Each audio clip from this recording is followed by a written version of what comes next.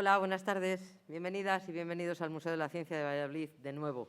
Es un placer y un gusto verlos otra vez por aquí. Muchísimas gracias por apoyarnos y por confiar en nuestra seriedad y nuestra responsabilidad para intentar ofrecerles un entorno y unas condiciones lo más seguras posibles. Como esto es un reencuentro, tengo que contarles que el museo reabrió al público a finales de mayo, cuando estuvo permitido, poquito antes del final del estado de alarma, y que poquito a poco hemos ido ofreciendo pues, más espacios y más actividades a todos ustedes, a nuestro público. De manera que hoy día pues, se puede visitar el vestíbulo, con acceso libre, como ha sido siempre, donde se encuentra la exposición Vacunando 2 siglos y sumando, que es particularmente oportuna en los tiempos que corren. Se puede visitar la parte viva de la Casa del Río, las 2 exposiciones temporales, Dicen que tienes veneno, y La ciencia según Forges, que es además de entrada gratuita. El Planetario, que está ofreciendo un programa en directo, un programa astronómico con narración en directo, del que se ocupa la mayor parte de las veces Carlos.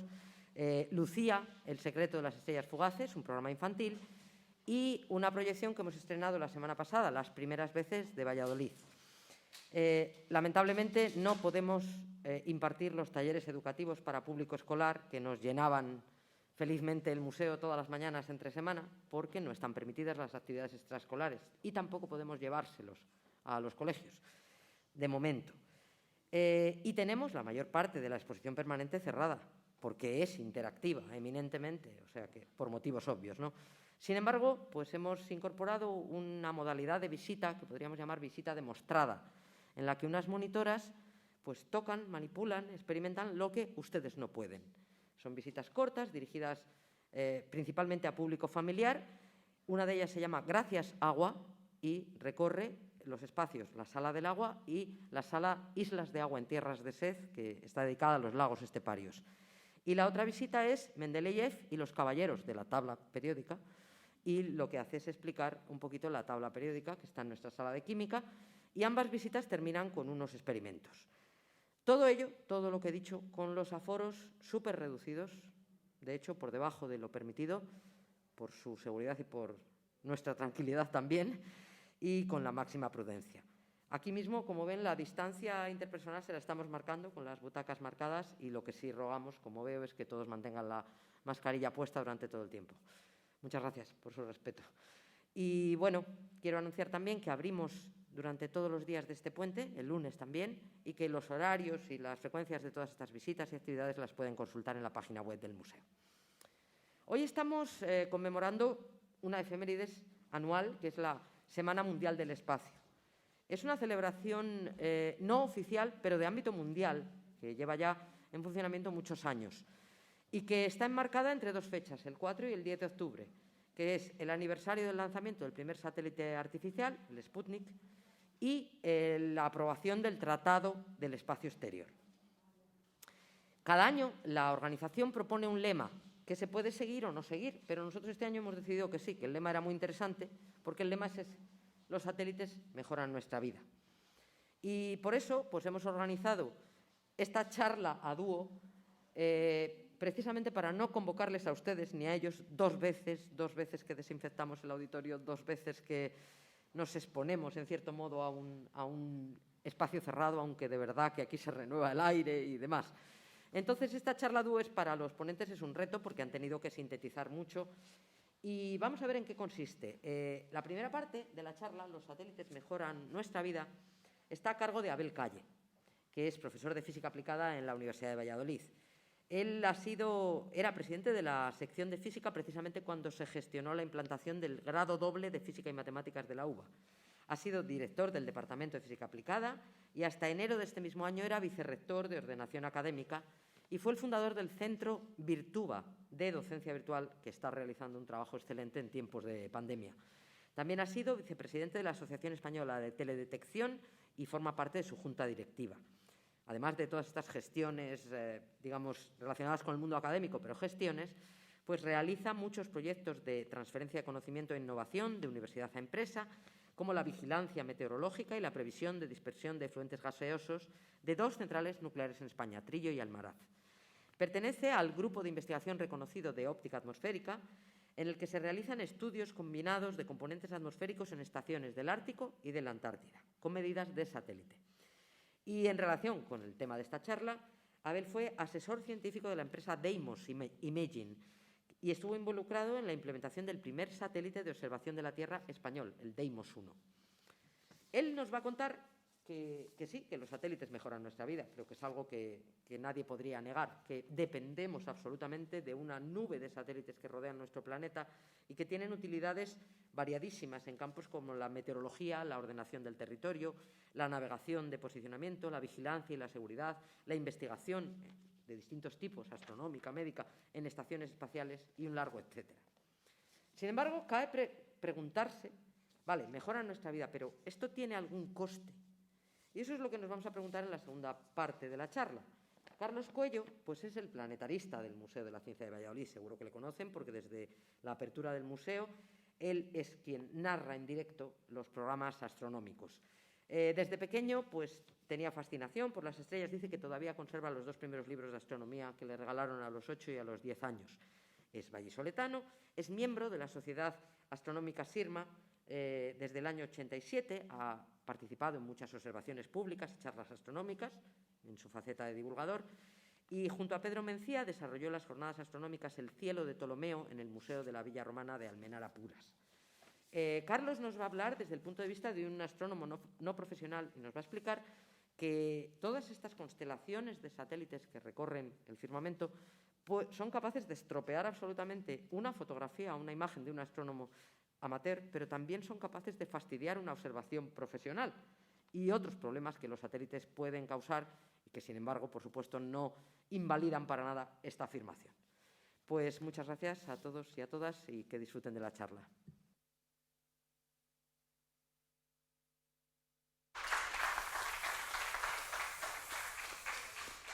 Bueno, buenas tardes a todos. Lo primero, Inés, felicitarte. Estamos en un acto muy relacionado con la ciencia y queda bien hacer la analogía científica de que has tenido la apuesta de acabar con la edad oscura del COVID para iniciar un poco el renacimiento de las actividades científicas aquí en el museo. Así que felicidades por la iniciativa y adelante con ese entusiasmo del museo que siempre ha tenido. Muchas gracias. Y gracias a los asistentes también por haber aceptado también el reto de asistir, aunque las medidas pues, son absolutamente impecables, como no podía ser de otra manera. Gracias, Inés.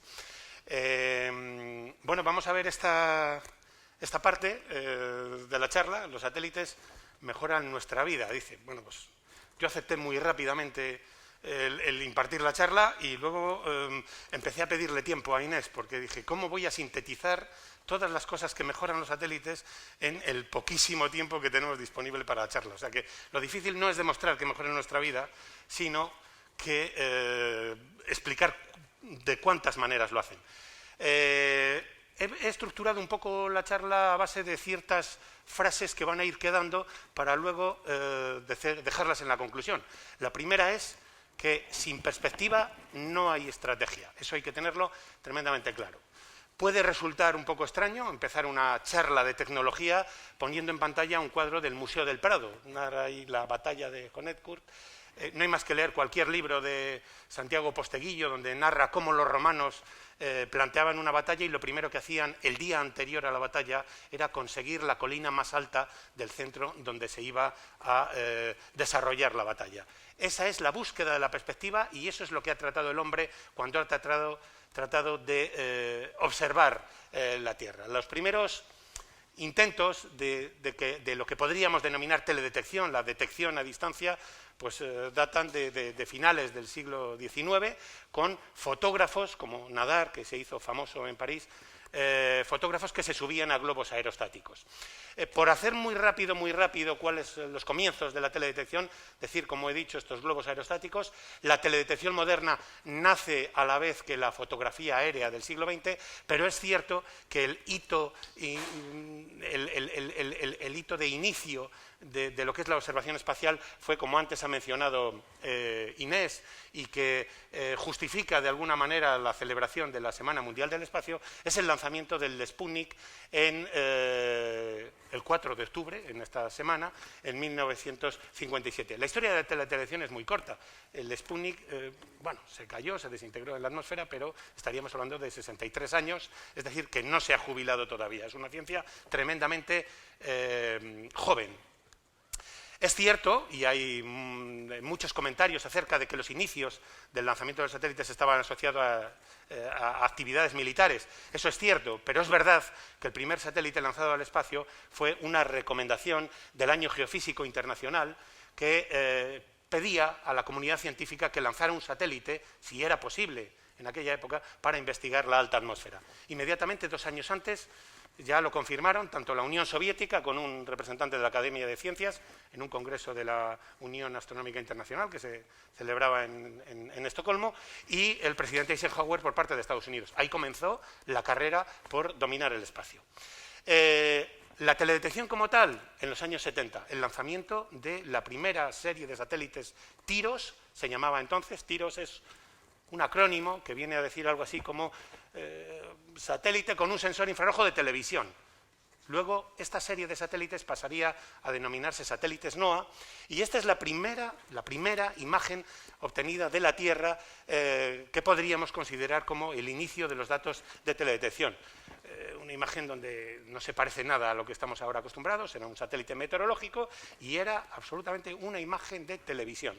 Hoy día los satélites NOAA, a los que yo personalmente les tengo muchísimo cariño, los satélites NOAA se han ido desarrollando, pasaron a partir del TIROS 10, empezaron a llamarse NOAA, y ahora ya va por el NOAA 20, que ya no se llama NOAA, se llama JPSS, que es un acrónimo algo así de una estructura unificada de satélites de órbita polar, que es así como lo denomina la NASA. La NOAA, además de gestionar satélites meteorológicos, hace otro tipo de actividades, y si veis los documentales de la 2, seguro que en algún buque oceanográfico pues, aparece el símbolo de NOAA. NOAA significa la administración americana que se encarga de estudiar el océano y la atmósfera. Lo que demostró verdaderamente que la teledetección servía para algo fue el programa ERTS, algo así como el lanzamiento de un satélite para explotar recursos naturales. Todo al mundo seguro que le suena Landsat, era algo inédito en aquella época, se lanzó en el principio, el primero, en 1972, y ya teníamos ahí un satélite que era capaz de ver la Tierra con una resolución de 30 metros, tener varias bandas espectrales y ayudar mucho en la planificación del territorio. Hoy día, el último Landsat es el Landsat 8, que se lanzó en 2013, y está previsto que el próximo año se lance el Landsat 9, con una tecnología pues, muchísimo más avanzada.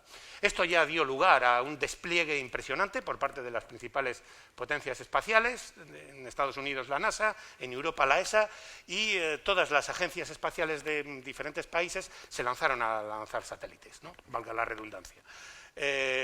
Francia es una potencia importante dentro del estudio espacial. Empezaron a desarrollar muy pronto el programa SPOT, que son satélites de observación de la Tierra, pero también a ello se debe la gestión de los Ariane, que son los lanzadores que ponen en órbita satélites no solo de observación de la Tierra, científicos, sino también incluso de telecomunicaciones. Radarsat, canadiense. Canadá tenía que tener un satélite, era una potencia importante, pero el problema con el que se veía era que Canadá siempre está cubierto de nubes. No le servían los satélites ópticos. Por eso Canadá empezó desarrollando el Radarsat, que fue la introducción en el espacio de la observación por radar, que luego hablaré porque va a dar mucho de sí. La India incluso con el programa IRS y, por supuesto, la Agencia Europea del Espacio, donde lanzó el primero, el ERS, que fueron los comienzos de la observación radar en Europa.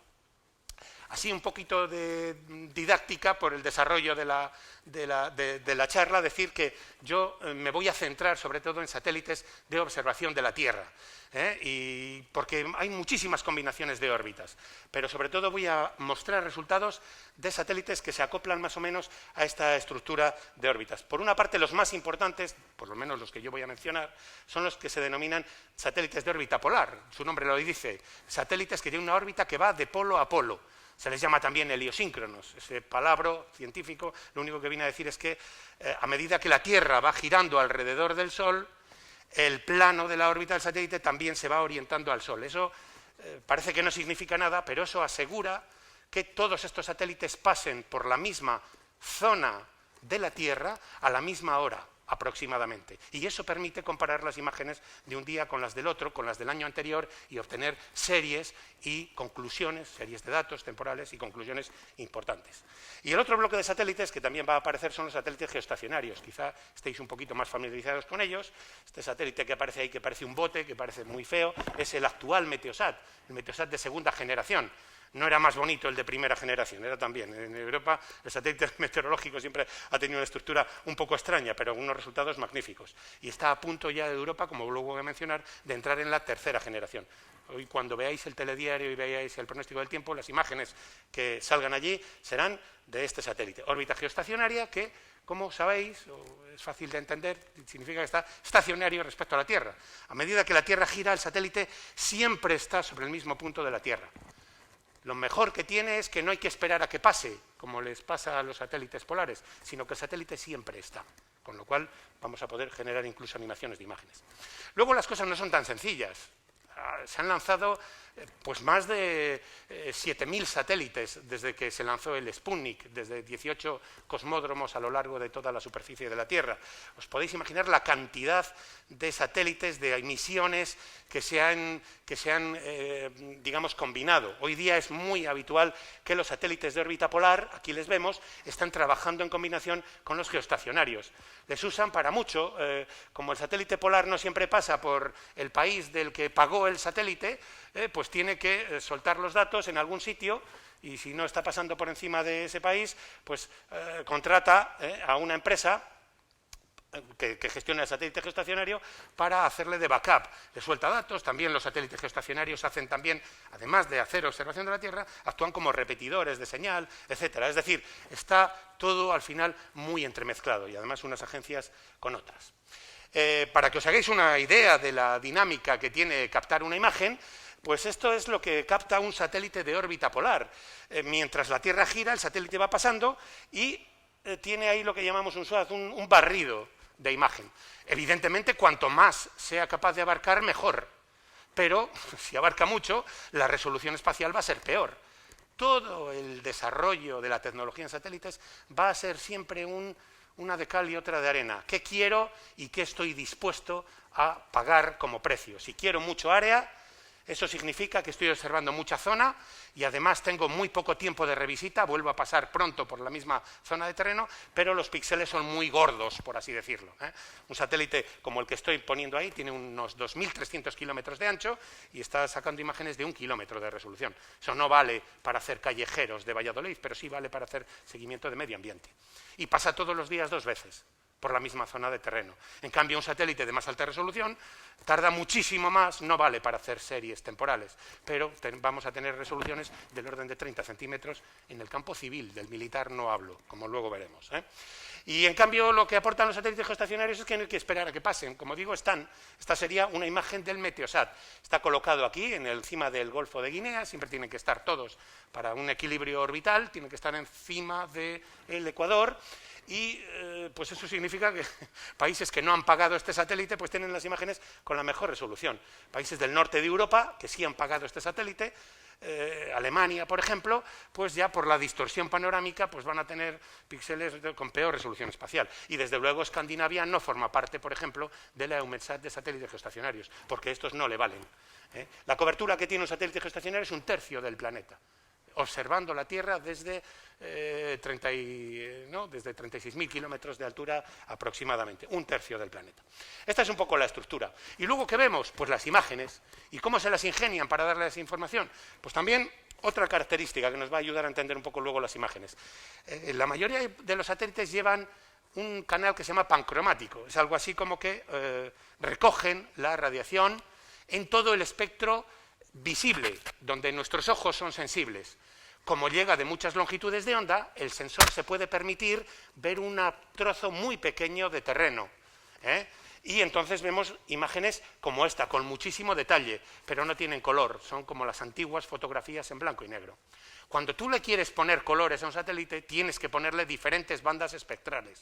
Y si van a ir en diferentes zonas del espectro, pues ocurre que van a recoger radiación de menos cantidad, con lo cual el píxel tiene que ser más grueso. Otro precio a pagar, Todos los satélites que voy a mostrar, o gran parte de ellos, van a tener una banda pancromática de mucha resolución y luego una multiespectral de poca resolución. Cuando vemos una imagen en color, lo que estamos viendo es una combinación, decimos RGB, es decir, una banda roja, una verde y otra azul superpuestas. Pero luego los científicos son muy listos y son capaces de integrar esta información para dar mejor detalle y apañársela con lo que tienen. Por ejemplo, esto es cuando abráis el Google Earth y veáis un poco la zona que estáis viendo, dentro de las imágenes de satélite, encontraréis esto. Esto es una función del pancromático más el multiespectral. Para que os hagáis idea, toma un píxel grueso del multiespectral, que tiene mala resolución espacial, le trocea según la resolución que marca el pancromático y a ese color que tiene le da diferente intensidad según lo que marca el pancromático. Y es capaz de sacar imágenes funcionadas con color y con bastante buena resolución espacial. Desde luego mucho mejor que la multiespectral sola, aunque un poquito peor que la pancromática. Bueno, dicho esto, repito la frase, sin perspectiva no hay estrategia. Esta es una típica imagen de un satélite de alta resolución, corresponde a la región de Banda Aceh, es una zona de Indonesia que fue afectada por el tsunami del 2004. Murieron en aquel tsunami 200.000 personas aproximadamente.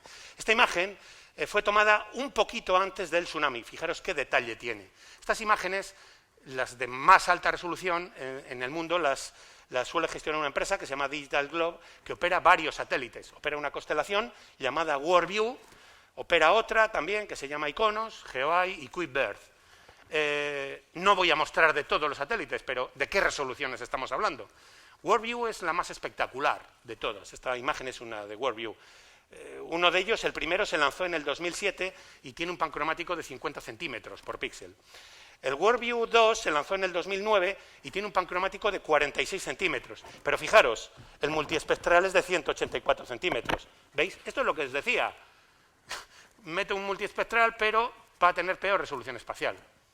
Y el WorldView 3, el actual, que está en vuelo también, el más reciente, digamos, tiene un pancromático de 31 centímetros. Esta es la mayor resolución espacial que tenemos en satélites civiles actualmente. Esta es una imagen espectacular que así quedó esta misma zona después de actuar el tsunami.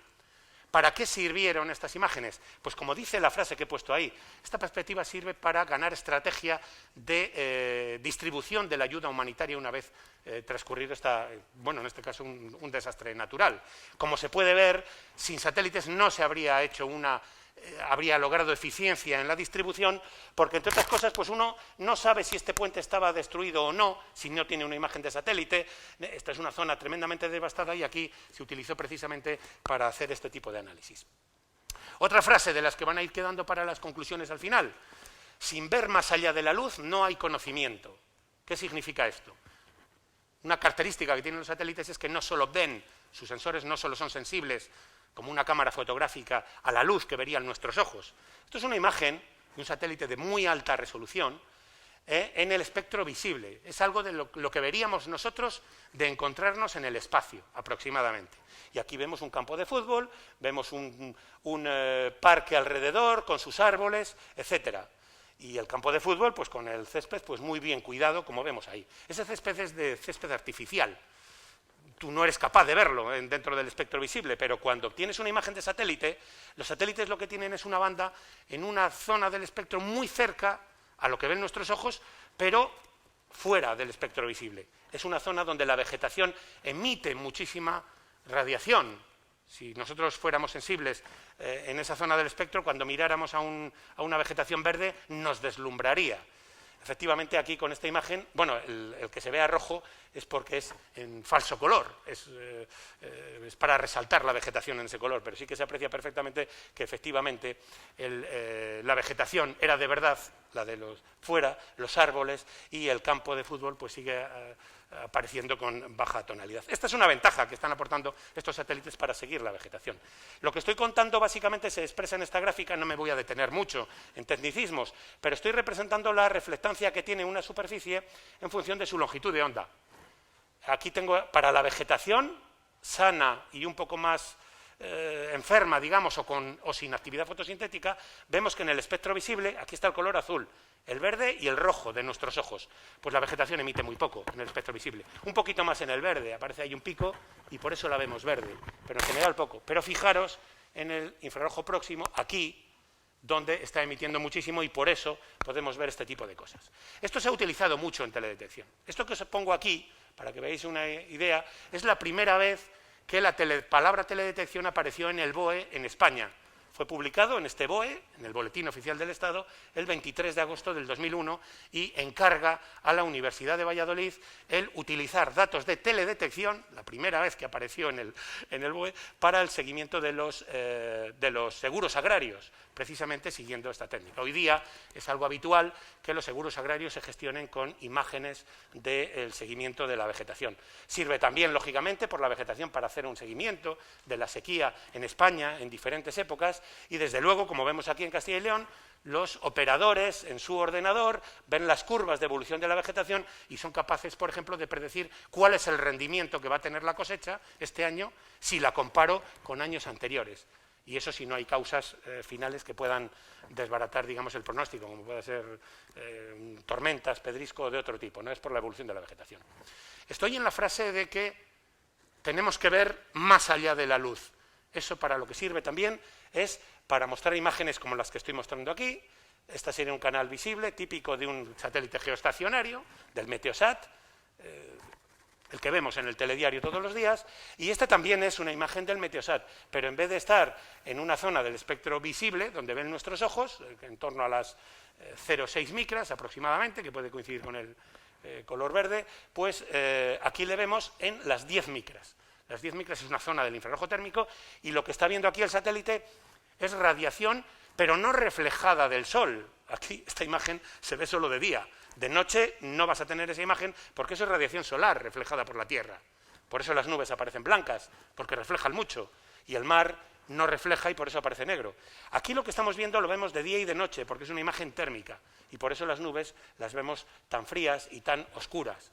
Eso, casi todos los satélites hoy día tienen bandas en el térmico, pues para mejorar todas las aplicaciones que tienen. Una de ellas, y ya que estoy sacando satélites geoestacionarios, es el pronóstico meteorológico. No se puede hacer un pronóstico meteorológico preciso sin tener este tipo de datos. Estos son los mapas actuales. Anteriormente se generaban los mapas de isobaras a base de unificar los datos de diferentes estaciones meteorológicas distribuidas por toda la superficie de la Tierra y además estaciones que llevaban los barcos, etcétera, etcétera. Hoy día esas estaciones también se siguen utilizando, pero los datos de satélite pues son tremendamente versátiles para eso.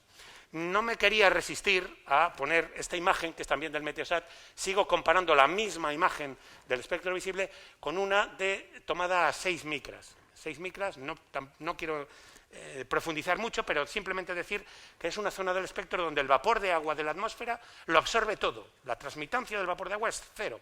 Lo que hace el vapor de agua de la atmósfera es, en esa longitud de onda, absorber la radiación y luego reemitirla. Y esto es lo que ve un satélite observando en esa banda. Obviamente no se ve la superficie de la Tierra. Lo que está viendo es solo la distribución de vapor de agua en la atmósfera. Esto sí que es realmente una imagen de la atmósfera, para que luego digamos que el aire es transparente y que no se ve. Fijaros la información y las características que tiene una imagen de vapor de agua. Son espectaculares y desde luego usan más los meteorólogos esta imagen para los pronósticos meteorológicos incluso que las del visible o las del térmico. Lo que pasa es que en el telediario no nos la muestran porque analizar esta imagen pues es un poquito más complicado. Pero los satélites se están viendo más allá de la luz, como decía con esa frase. Sin memoria los problemas se repiten. Cuando estaba preparando esta diapositiva me estaba acordando de una frase que hay en el campo de concentración de Auschwitz, de un filósofo español del siglo XIX, que es español además, que se llama George Santayana, que decía allí: el hombre que no conoce su historia está condenado a repetirla. Me parece una frase magnífica que desde luego es aplicable, cómo no, a la ciencia y al contexto donde nos encontramos. Yo no he querido parafrasear la misma frase, por no ser, digamos, tan trascendental, pero sí querer decir lo mismo. Sin memoria los problemas se repiten. Lo bueno que aportan los satélites precisamente es el tener series temporales muy largas que ayudan a analizar lo que pasó antes para ver si podemos ir resolviéndolo. El problema del agujero de ozono de la Antártida nos suena a todos. En los años 80, sobre todo, estuvo muy en boga. Esto es un recorte del periódico El País, de los años 80, donde dice: la rápida desaparición del ozono antártico sorprende a los científicos. Bueno, en realidad ya les había sorprendido un poco antes, ya empezó a salir a la luz. Básicamente había en las bases de la Antártida gente midiendo el ozono y se encontraba con niveles tremendamente bajos. Y la NASA decía: pues qué cosa tan extraña que tenemos satélites midiendo ozono, como los satélites Nimbus, y no se ha detectado nada extraño. Hasta que se dieron cuenta, concretamente en el Nimbus 7, que fue digamos, el que más serie larga de ozono tenía, se dieron cuenta que tenían una línea de programa en el software como factor de calidad y rechazaba los datos cuando tenían valores por debajo de 220 unidades Dobson. Cuando se lanzó el Nimbus 7 se mandó un sensor allí para medir el ozono, pero a nivel científico no se pensaba que iba a haber ese problema. Recuperaron los datos a posteriori y efectivamente aquellos datos rechazados eran correctos y se empezó a alertar sobre el fenómeno del agujero de ozono. Para que os hagáis idea, en los años 80, en el año 87, teníamos en la Antártida valores que rondaban las 150 unidades Dobson. Bueno, una unidad Dobson es ¿cómo medir la longitud en metros? Pues bueno, la cantidad de ozono que hay en la atmósfera, no hace falta profundizar más. Bueno, pues lo normal es que haya valores de 380, incluso 400, depende de la latitud del planeta. Cuando son inferiores a 220 ya se habla de episodio de agujero. Y en los años 80 en la Antártida, en la época de septiembre, que es cuando actuaba el vórtice, había niveles incluso que rondaban los 150 unidades Dobson. Es decir, pues porque en la Antártida no hay población, si no, se habría disparado, por supuesto, todos los casos de melanoma, etcétera, etcétera. Esto dio lugar a que en el año 87 se firmara el Protocolo de Montreal, que básicamente los países lo que acordaron fue una reducción de las sustancias que destrozaban el ozono, los clorofluorocarbonos que estaban en los circuitos de aire acondicionado, los frigoríficos, etcétera, y posteriormente se volvió a actualizar el tratado y ahí la comunidad científica sí que respondió bien, no como ahora en las cumbres de cambio climático que no se terminan de poner de acuerdo y luego los acuerdos que hacen no les respetan. Bueno, pues esto sí se respetó. En el 92 el Acuerdo de Copenhague ya impuso la eliminación total. Hoy día es impensable que alguien tire un frigorífico a un desguace y que el líquido, los CFCs, además ya no se fabrican con esos líquidos, pues estuviera liberándose a la atmósfera. La Organización Mundial Meteorológica ya ha visto que, bueno, desde la década del 2000, pues ya el agujero de ozono ya se ha ido reduciendo en porcentajes muy pequeños. El problema que tiene es que estas sustancias perduran mucho tiempo en la atmósfera y aunque dejemos de emitir hoy, estarán 50 años todavía destrozando el ozono. Pero bueno, es un grito, digamos, a la esperanza. Esto me da pie para sacar pues, satélites que se están lanzando para estudiar, por ejemplo, el estado de la atmósfera. Este satélite que hay aquí, el UARS, fue una misión, una de las primeras para estudiar precisamente niveles bajos de la atmósfera, sobre todo el contenido de aquellas sustancias que destrozaban el ozono, los compuestos de cloro.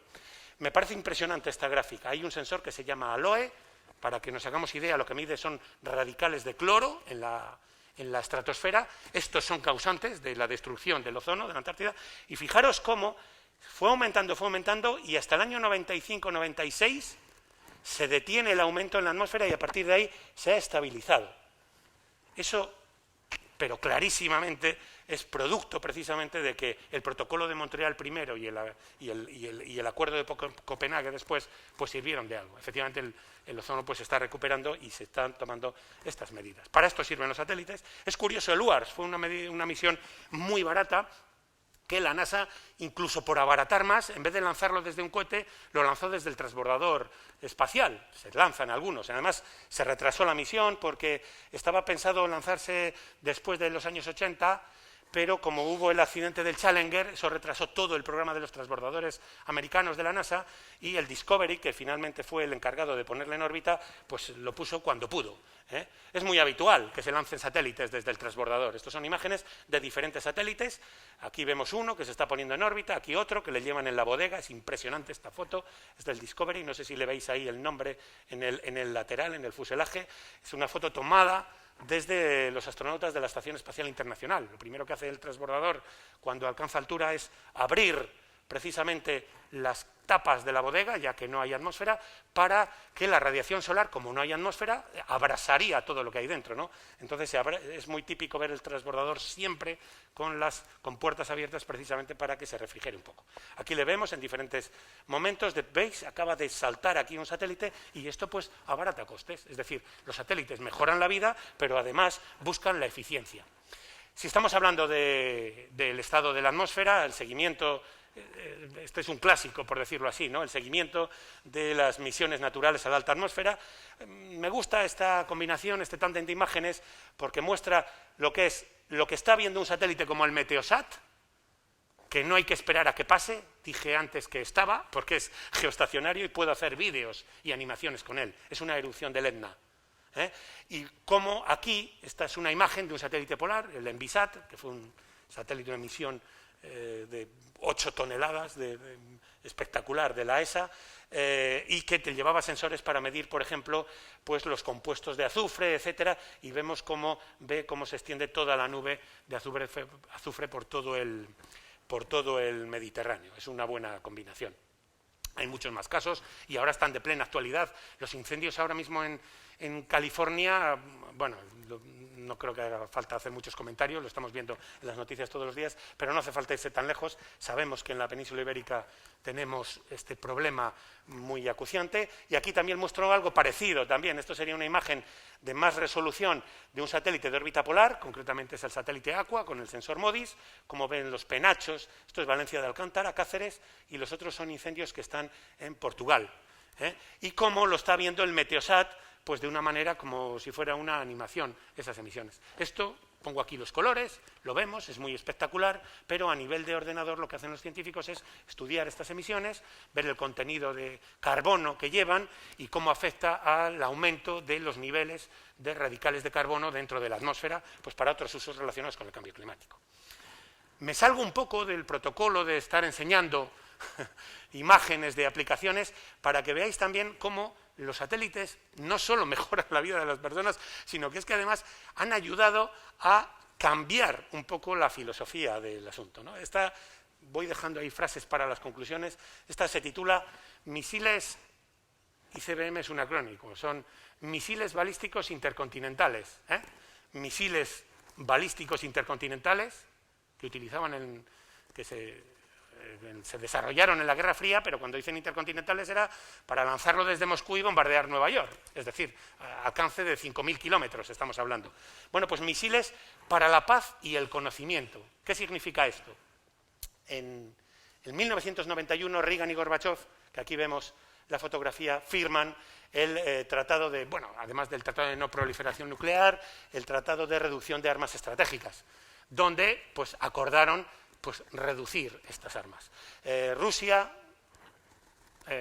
anteriormente era la Unión Soviética, luego Rusia, pues ha tenido presupuestos, ha tenido avances interesantísimos en la carrera espacial, pero tenía problemas financieros y lo que se le ocurrió fue empezar a utilizar estos lanzadores precisamente para lanzar satélites. ¿Y qué hizo? Pues reconvertir todos los misiles que tenían.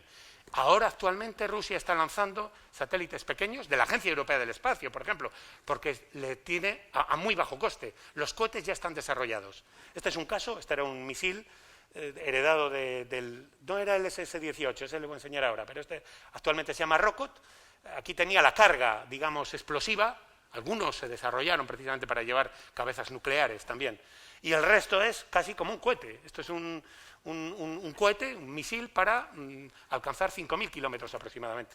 Este ha lanzado satélites de la Agencia Europea del Espacio, muchísimos, este lanzador. Tienen muchos. Y otro, pues que yo le tengo mucho cariño a este, porque yo estuve en Baikonur viendo cómo se utilizaba el Dnieper, que era uno de los misiles más potentes que había desarrollado la URSS, y este lanzó, pues cuando yo estuve allí en Baikonur, en esta cabeza, que era la parte explosiva sustituida por satélites. En el lanzamiento en el que yo estuve, que fue el del Deimos 1, en el que nosotros participamos, pues se lanzó 6 satélites en el mismo lanzamiento. Este cohete son, pues para que os hagáis idea, 240 toneladas de queroseno, saliendo, como eran misiles, fijaros lo curioso del asunto, como eran misiles, estaban en Baikonur y tenían que pasar desapercibidos a las tareas de vigilancia de Estados Unidos. Por eso salían desde un silo. Ahí hay un agujero donde está metido todo el cohete. Y el cohete sale literalmente desde el silo, desde abajo. Ahora. El cohete sale desde aquí, desde abajo, y aquí le vemos justo en el momento de salir y poner en órbita. Además es muy típico este diseño porque en órbita él solo da la vuelta para ir soltando los satélites sin que sean luego afectados por el rozamiento atmosférico. Vamos, es muy curioso seguir un lanzamiento del Dnieper. Los rusos le llamaban Satán por el poder destructivo que este tenía. Tienen muchos allí en Rusia. Yo cuando estuve en Baikonur, inocente de mí, yo muy ingenuo, pues le pregunté a uno que tenía allí la gorra de plato, no sé qué grado militar tendría, y le preguntó, digo, bueno, ¿cuántos os quedan? Porque, vamos, vais a lanzar todos los satélites de medio mundo. Se puso una cara muy seria, se fue a preguntar a otro, el otro se fue a preguntar a otro, y digo, Dios mío, ¿qué haber preguntado? O a lo mejor no me ha entendido bien. El caso es que cuando volvió me dijo, me dicen que top secret. Digo, bueno, vale, top secret. Se cree que Rusia puede tener almacenados más de 300 Dnieper en los hangares. Se siguen lanzando hoy. Otra anécdota muy curiosa es precisamente el cosmódromo de Plesetsk. Está en Siberia, está muy arriba, fijaros, aquí. No es bueno tener bases de lanzamiento a latitudes tan altas porque te limitan más las órbitas que puedes, digamos, configurar. Pero se utilizó esta base para lanzar una órbita muy especial que se llama Molnilla. Bueno, no viene al caso, pero bueno. Es muy curioso porque lo mantenían en secreto donde estaba ubicado esta base de lanzamiento, pero un profesor británico de física con sus estudiantes se pusieron a observar un lanzamiento de un satélite Cosmos ruso y viéndole y gracias a observarle en el espacio y seguir la trayectoria, dijeron, tiene que haber salido de aquí. Así se descubrió, digamos, os dio a luz el secretismo que había respecto a esta base. Esta es una imagen preciosa, me gusta mucho enseñarla porque es Plesetsk, lleno de nieve, este es el aspecto de Siberia, pero además han lanzado no solo misiles desde allí, el Rokot sale desde allí, sino que como veis están montando aquí un Soyuz.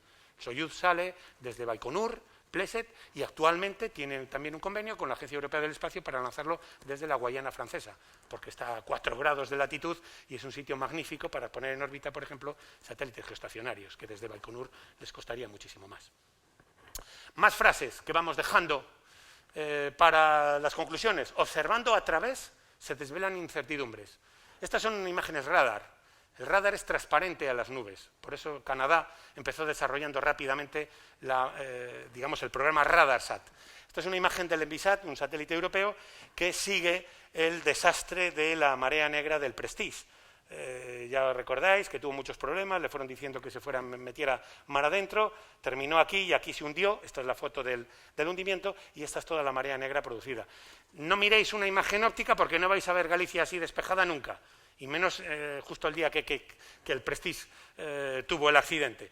Las imágenes radar no tienen un aspecto amigable, son extrañas, hay que saber interpretarlas, pero tienen una información magnífica. Entre otras cosas, como digo, son transparentes a las nubes, los satélites ven a través, como he pretendido decir de una manera abreviada en esa frase. Y desde luego tienen mucha sensibilidad, por ejemplo, para fluidos y mareas negras, marchas aceitosas que hay sobre la superficie del mar. Y a cuenta de hablar del radar, pues vamos a hacer también un poco publicidad de lo que es lo nuestro. España también ha implementado satélites, no solo ha implementado, antes hablaba del Deimos 1, que además surgió un poco desde la Universidad de Valladolid, sino que además les ha fabricado. El satélite Paz, que se lanzó en febrero del 2018, por cierto, la empresa de Elon Musk lo lanzó con un Falcon 9 desde Vandenberg. El satélite Paz es un satélite radar donde han trabajado 15 empresas españolas, bueno, algunas son españolas y otras no tanto, y ha sido pues ya con tecnología española, por eso le he puesto la banderita de España para que se vea, digamos, ¿no? Una empresa muy importante que ha tenido participación era Airbus, Sener, Crisa, etcétera, empresas pues ya tecnología española. Esto es un satélite radar Estos son placas solares, pero esta aquí tiene lo que es una antena radar, luego la mostraré de otra manera. Este es un satélite que se lanzó en el 2018 y no se le ha dado mucha publicidad en los medios porque es dual. Dual significa que es militar y civil. Se utiliza para usos militares, además en consorcio con otros países europeos, pero también están mostrando las imágenes que están descatalogadas, digamos, pues para usuarios a nivel científico. Hay un programa de difusión de imágenes. Es un satélite que se desarrolló dentro del PNOTS, Plan Nacional de Observación de la Tierra. Por cierto, el Plan Nacional de Observación de la Tierra se puso en funcionamiento hace ya unos cuantos años, como casi 10 años antes de que se lanzara el satélite, donde nos juntaron a la gente que trabajaba en teledetección y grandes empresas para preguntarnos que España iba a desarrollar un satélite, que qué queríamos, cuál era el interés principal. Claro, ya aparecimos las universidades diciendo que queríamos uso científico, queríamos un satélite con un canal térmico para hacer estudios del medio ambiente, pero apareció el Instituto Geográfico Nacional, creo que con mucha justificación, y dijo que ahora mismo la mayor requerimiento de España pues era en el radar, sobre todo, y luego el satélite Ingenio, que hablaré luego de él, para ordenación del territorio, porque se está explotando económicamente de esa parte. Por eso fue como se inició, digamos, esa estrategia de desarrollo de satélites españoles. Bueno, pues ahí tenéis un poco las características que tiene, pero una de las cosas más interesantes es que funciona en tándem con dos misiones alemanas, que son la TerraSAR. Hay un satélite que se llama TerraSAR, luego se lanzó otro, el Tandem X, y estos dos son alemanes. Les opera el DLR es como si fuera la NASA en Estados Unidos o el INTA en España. Impresionante, estos satélites han dado unos datos absolutamente espectaculares. Se lanzaron para determinar el modelo digital del terreno, la altura de todos los puntos del terreno, de todo el planeta, con una resolución de 4 metros. Y es curioso porque a pesar de estar volando en esa órbita polar, que aproximadamente son 7 kilómetros por segundo, pues solo van separados unos cientos de metros. Pero, ¿qué hacen? Lo que observa uno también lo observa el otro, casi simultáneamente, por eso van tan juntos. Y mezclando esas imágenes es como se obtiene la perspectiva y la altura del modelo digital del terreno. Bueno, nuestro PAZ ya está ahora mismo volando y además también con, como dice ahí, formando parte ya de la constelación de TerraSAR. Es decir, nuestros satélites también, esto es normal, que las agencias pues también busquen aunar esfuerzos. Esta es una fotografía que me pareció impresionante. Es una imagen radar, ya digo de antemano que las radar son puntos, es una señal que emite el satélite y que luego espera el eco, es un análisis de la radiación electromagnética, no es tan sencillo como ver. Pero fijaros lo que puede ser hacerle una imagen radar a la Estación Espacial Internacional, cuando la Estación Espacial Internacional está en una órbita de 360 kilómetros, volando a 8 kilómetros por segundo, y el TerraSAR a 600 kilómetros de altura, volando a 7 kilómetros por segundo. Y en vuelo, programar desde tierra, mirar a la estación y sacarle una foto. Una foto radar. O sea, impresionante lo que esto significa en lo que es un despliegue tecnológico y un control por parte del segmento de tierra, que es quien controla este tipo de imágenes.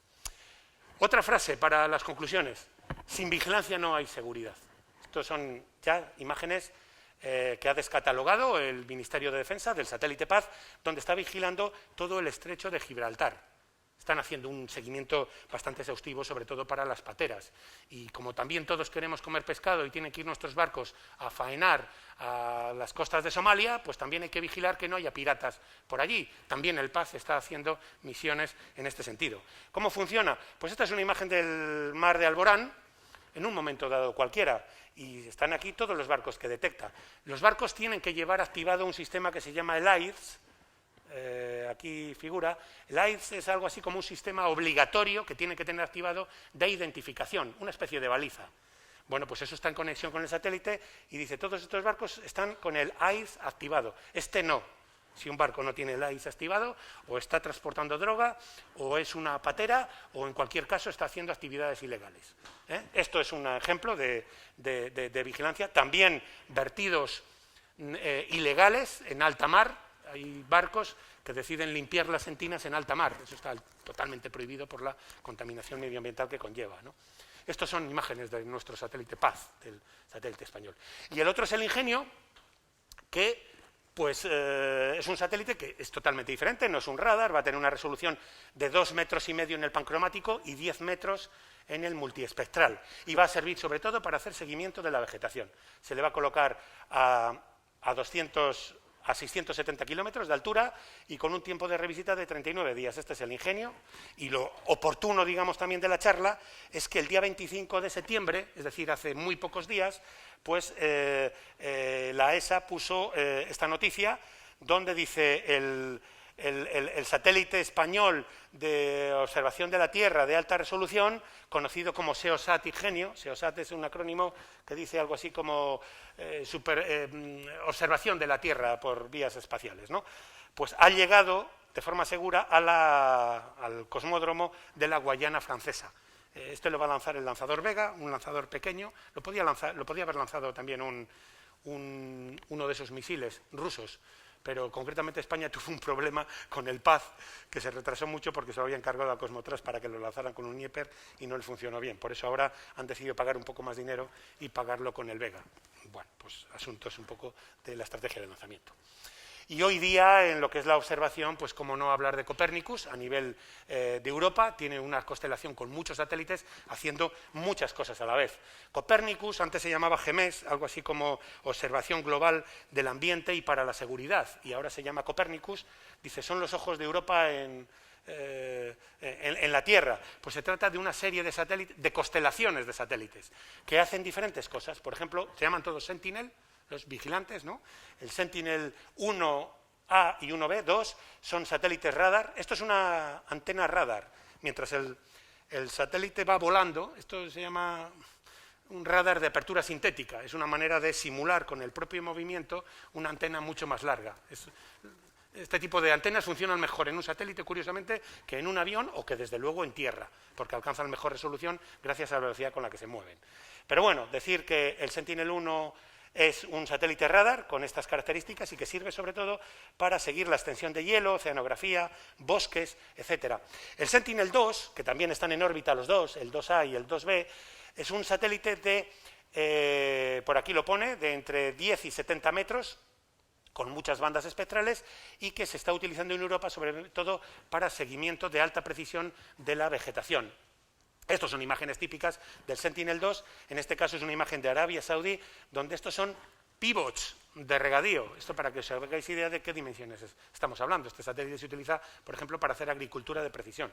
El hecho de que lo veáis rojo se debe a que es en falso color. Luego, si hay tiempo, cuento una anécdota relacionada con el falso color.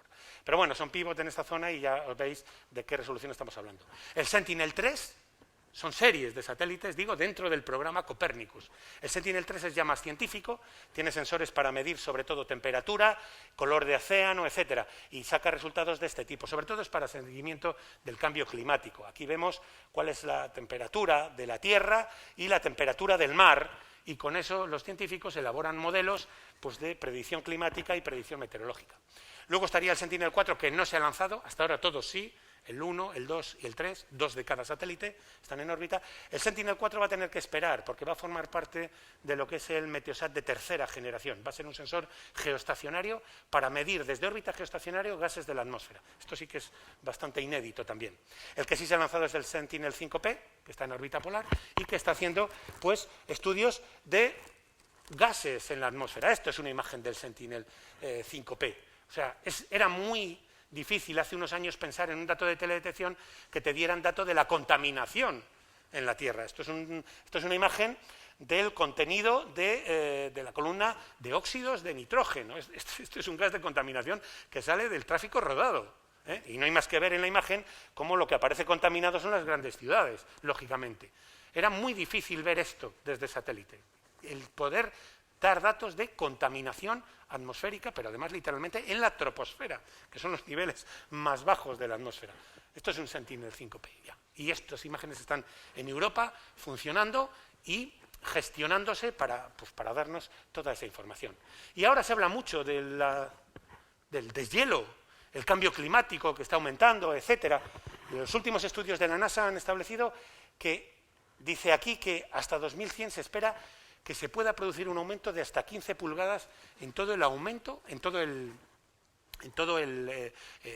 nivel global de todos los océanos de la Tierra. Eso es catastrófico, pensando en la cantidad de zonas de terreno que van a quedar completamente sumergidas. ¿Para eso se ha lanzado el Sentinel? No, se va a lanzar el Sentinel-6, también es oportuna esta charla para decir que en noviembre va a ser el mes de los lanzamientos, lanzarán nuestro ingenio y también van a lanzar Europa esta misión, el Sentinel-6, que se va a ocupar sobre todo de hacer un seguimiento del nivel de los océanos. Estos satélites llevan un altímetro que miden con una precisión impresionante la altura que hay del hielo y son capaces de aplicar modelos para medir el grosor del hielo.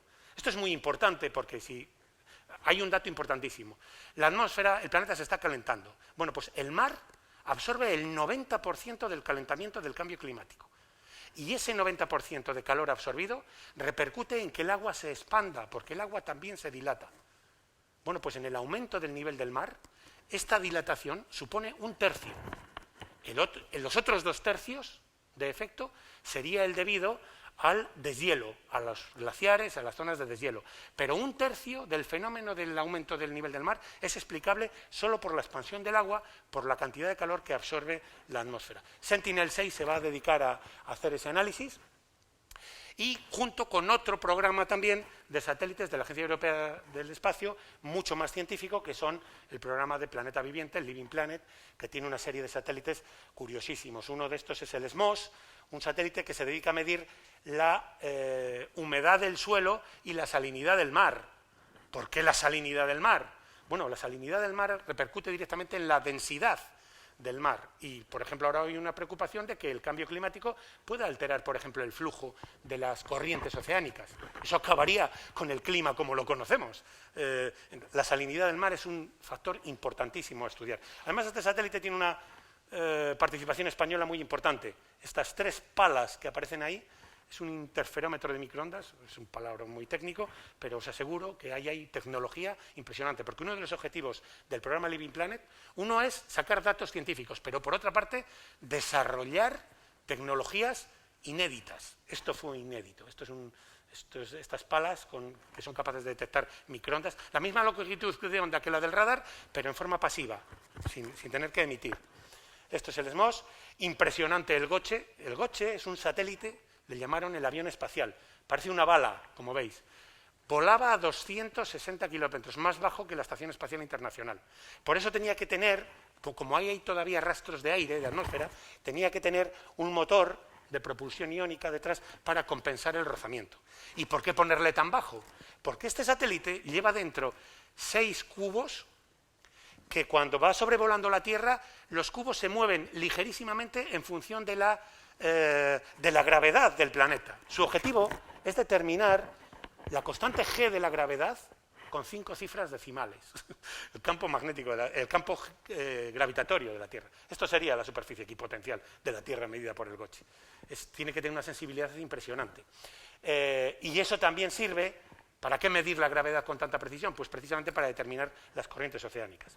Para dejarle tranquilo a nuestro siguiente ponente, que seguramente mencionará que el aumento de la basura espacial es un problema, como de verdad lo es, hoy día la mayor parte de los satélites ya llevan la obligación de mantener un poquito de combustible para desorbitarlos. El Goche, cuando acabó su misión, después de 1 año y medio, se metió en la atmósfera, perfectamente controlado, para desintegrarse en la atmósfera. Esta es una fotografía tomada de tierra de la desorbitación del Goche que cae al Pacífico. Normalmente hay una franja más o menos reservada de 2.500 kilómetros por 500 kilómetros en el Pacífico, donde se intenta llevar allí el control de los satélites que caen, porque no caen enteros, se terminan desintegrando en la atmósfera. Al final caen trocitos, porque claro, entran en la atmósfera con tanta velocidad que se desintegran. Cryosat, un satélite impresionante también, que tiene un altímetro aquí para medir la altura de los hielos. Hay datos impresionantes. Hoy día la Antártida y el Ártico juntos están perdiendo aproximadamente unos 500 kilómetros cúbicos de hielo al año. ¿Cómo se saben estos datos? Pues gracias precisamente a estos altímetros. 500 kilómetros cúbicos cada año, todo eso es agua que va al mar y además hielo que se pierde en zonas donde tiene que estar para conservar, digamos, el equilibrio del clima. Las cifras son alarmantes. En la década del 85 se perdían 2 milímetros por década de todo el hielo a nivel del planeta. 2 milímetros es mucho en toda la extensión. Pero es que en 2015 se perdían 13 milímetros por década. Y las últimas medidas de la NASA, en torno al año 2018, están hablando ya de 18 milímetros por década. Eso se mide con este tipo de satélites. Otro muy bonito es una constelación de 3, que es el SWARM, para medir el campo magnético de la Tierra. ¿Y eso para qué?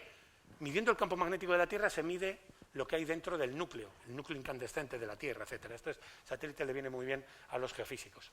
Y ya estoy terminando, el EarthCare es otro satélite muy curioso, que va a ser lanzado para medir el estado de la atmósfera, lleva un LIDAR. Un LIDAR, para que os hagáis idea, es una especie de láser que detecta también el eco y saca imágenes. Aquí lo estáis viendo en una de prueba, las imágenes son extrañísimas, pero aquí lo importante no son las imágenes que se crean, sino el poder detectar aerosoles y nivel de nubes en la atmósfera. Los LIDARs están funcionando, algunos en satélites, como va a funcionar en este, y otros desde estaciones. Impresionante esta fotografía, es de un LIDAR de la Agencia Europea del Espacio en una estación de la Antártida. Les tienen en estaciones fijas para medir, por ejemplo, hasta dónde llega la troposfera o medir diferentes capas de la atmósfera. Esto que hay en estaciones de tierra, los satélites ya los llevan encima. Y ya con esto ya voy a acabar. El programa Charter de la ONU, de la Organización de las Naciones Unidas, tiene un programa al cual los países se inscriben, organizaciones gubernamentales, y cuando hay un desastre se pone en marcha el programa Charter. Es decir, los satélites mejoran la vida de las personas, por supuestísimo, porque incluso empresas que han salido para ganar dinero con la venta de imágenes, incluso en esos casos, están obligadas también a proporcionar datos cuando hay un desastre natural para la gestión al país que decida activar el Charter. No voy a alargarme mucho en el Charter, pero decir que se activa habitualmente cuando hay ciclones, terremotos, incendios forestales. Desde luego en California ahora se ha activado el Charter, inundaciones, corrimientos de tierra, fuertes mareas, vertidos de petróleo, por ejemplo, en el mar, volcanes y de otro tipo. El programa Charter, desde luego, es verdaderamente espectacular. Y mi conclusión básicamente es esa. Esta es la diapositiva de conclusión. Los satélites mejoran la vida y yo he dicho por qué, y esto es lo que he tratado de ir poniendo de manifiesto en la charla. Sin perspectiva no hay estrategia, sin ver más allá de la luz no hay conocimiento, sin memoria los problemas se repiten. Misiles para la paz y para el conocimiento, es decir, también esto ha llevado a un cambio de filosofía a nivel de la estrategia de los países. Observando a través es cuando se desvelan incertidumbres y sin vigilancia no hay seguridad. El estudio del espacio requiere perseverancia, tesón y entusiasmo. Ese es un poco el camino de la ciencia. Yo estas tres características, si me permite Inés, sí que le quería dedicar la charla a Carlos Calle por su irrefrenable afán de superación. Y con eso ya he terminado. Muchas gracias.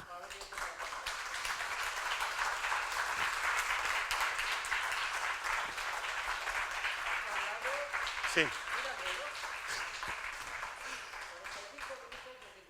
Bueno.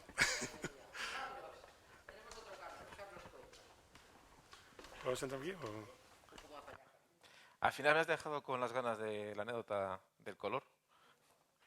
La anécdota que ibas a contar del color en las fotografías. Ah, bueno, luego en el debate.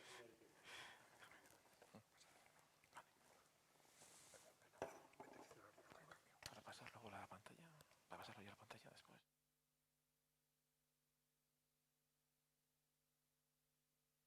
Es una charla de verdad muy interesante.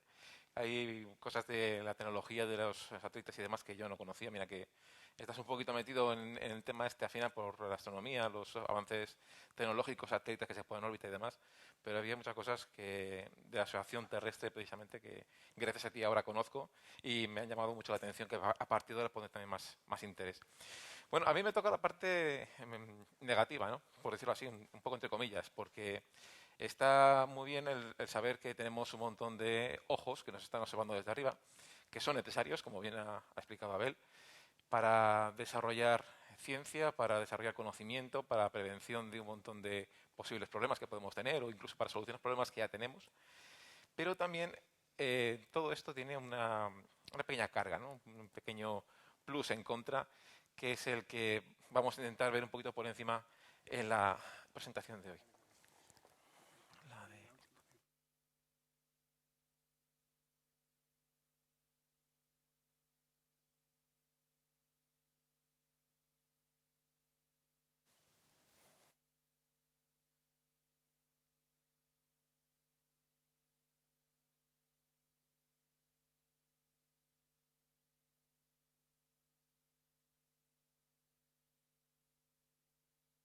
Bueno, perdonad.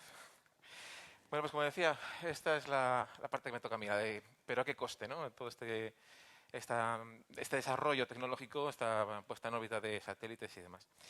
Para introducir un poquitín, hay que hacer un poquito de historia también.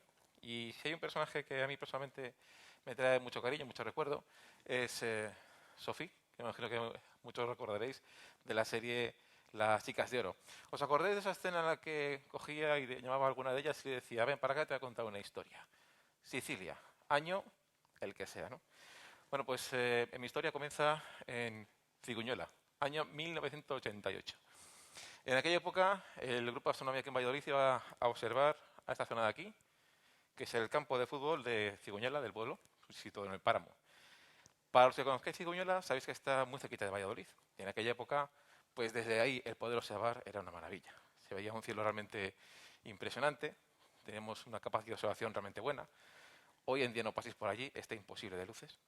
Y cuando íbamos de observación, pues, entre otras cosas, aparte de observar, buscar objetos celestes y demás, pues siempre ibas con la historia de a ver qué más podemos ver hoy, ¿no? Estrellas fugaces, por supuesto, sobre todo cuando coincidíamos con alguna lluvia de estrellas, Perseidas, Leónidas, etcétera. También, de vez en cuando, pues el paso de algún satélite artificial, que también llamaba la atención. Hombre, pasaban de vez en cuando. Y si veías alguno, pues mira, era justo el momento adecuado para poder observar. Y luego ya años después, cuando la estación espacial empezó a desarrollarse un poquito más, a ser un poquito más grande, y no digamos ya cuando acabó de desarrollarse, pues el trazo que esa estación espacial pues quedaba en el cielo, porque realmente la estación espacial es un objeto grande. Ahora que ya está acabada, tiene unos 108 metros y medio, 109 metros de longitud y casi 80 metros de anchura, es decir, un campo de fútbol. Este elemento, con esos paneles solares tan grandes, la estructura que lleva además, refleja una gran cantidad de luz del sol. Imaginad un campo de fútbol reflejando luz del sol. Así que cuando te pilla bien el reflejo, es un punto brillante que se mueve por el cielo realmente precioso de observar. Pero cuando vas haciendo observaciones públicas o vas con personas que les gusta la astronomía pero que no tienen mucho conocimiento a lo mejor, pues al ver puntos como este que se mueven en el cielo, enseguida lo primero que piensan es que son ovnis. Claro, problema, ovni. Sí, tienen razón en cierto sentido. Un ovni que es un objeto volante no identificado. Luego llegas, te buscas la información adecuada y vemos que ya no es un ovni, ahora es un OVPI, objeto volante perfectamente identificado. Es la diferencia entre uno y otro. Bueno, pues queremos ver también flashes, no como este, o no como este, sino como este. Momentos de satélites artificiales que dan un deslumbrón en el cielo, un flash, que después deja de verse a continuación.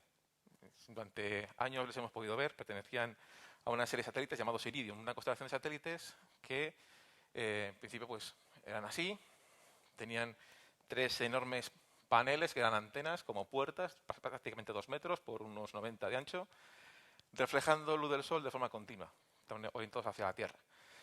Es una constelación que se compuso de 66 satélites al final, en principio eran 77. 77 es el número atómico del iridio, de ahí viene el nombre, Iridium. Se empezaron a lanzar en el 97 y tenían una órbita baja. Se situaban a unos 780 kilómetros de altura aproximadamente y aún así se veían como puntos bastante brillantes.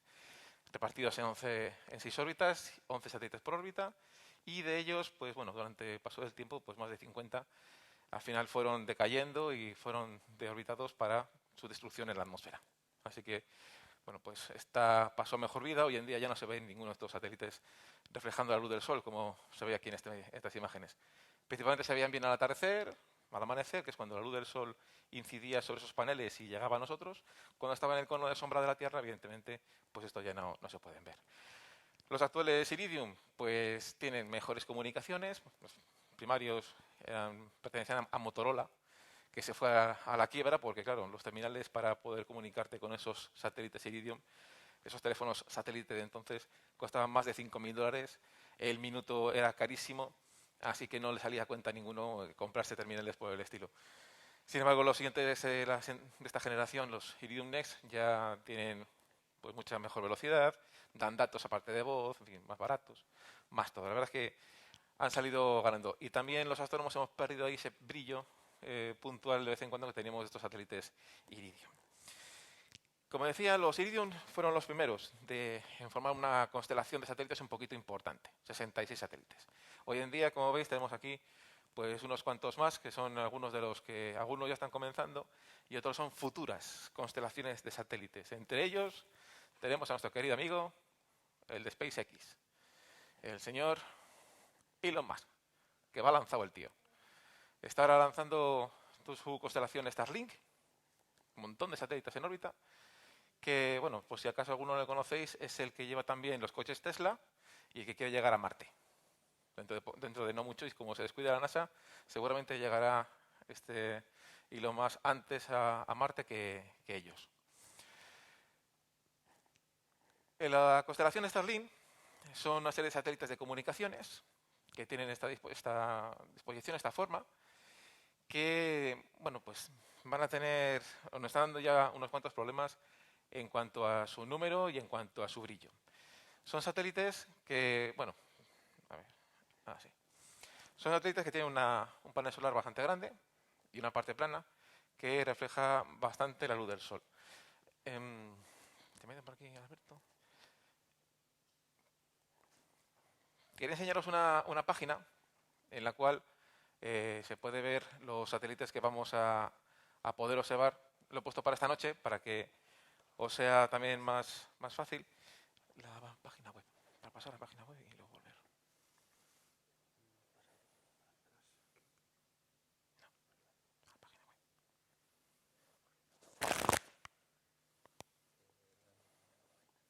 Chrome.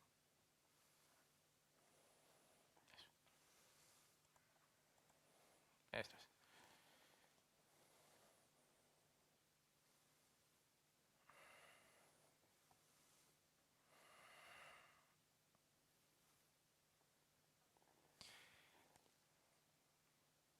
A ver, que a veces la tecnología se alía con los contrarios.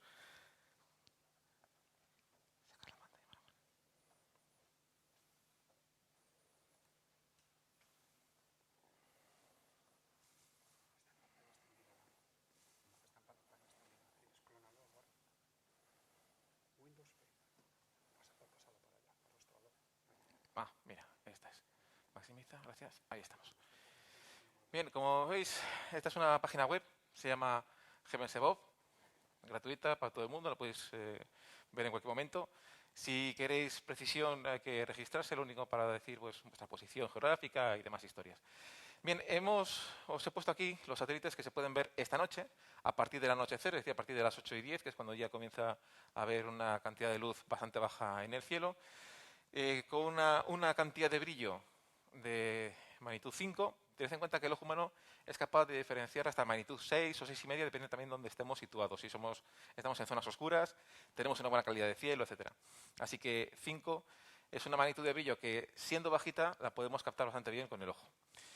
Y solamente están los del anochecer y solamente los que, bueno, todos los satélites, menos los famosos Starlink.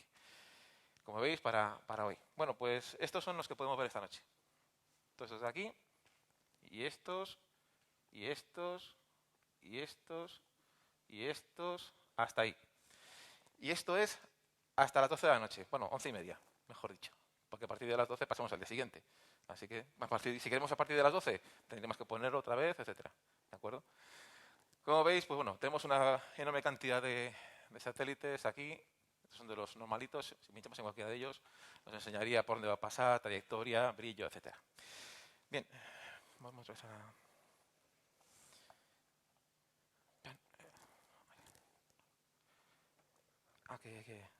Sí.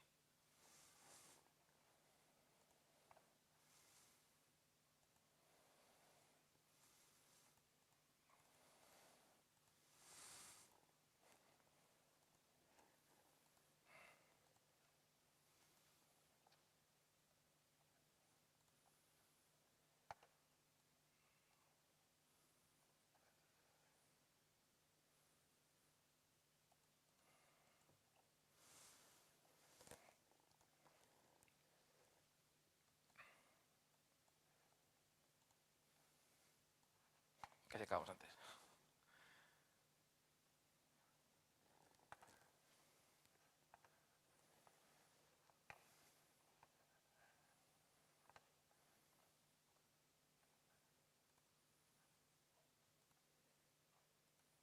quiere salir otra vez?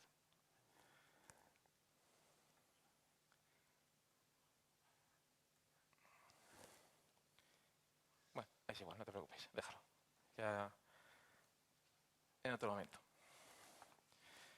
Bueno, seguimos. Bueno, como decía, todos esos satélites que habéis visto antes en esa lista son los que se pueden observar sin contar este tipo de satélites, los satélites que tenemos ya en órbita de la serie Starlink. Tenemos ahora mismo en el espacio ya son cerca de los 1000 casi, 900 satélites y pico de esta serie Starlink que nos están tocando un poquito las narices en el sentido de que nos molesta su brillo, porque está bien ver un puntito, pero ver ya unos cuantos seguidos y de muchas veces todos los días ya pues molesta bastante a la hora de trabajar. Ponme la... Sí, PowerPoint, sí.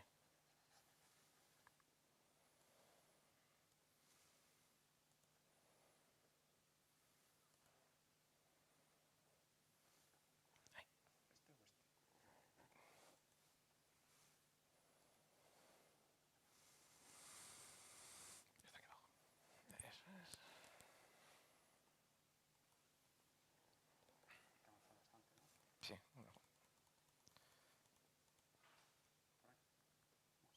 Ya paso ya. Paso, más. Bueno, pues si alguien se ha perdido las diapositivas anteriores. A ver.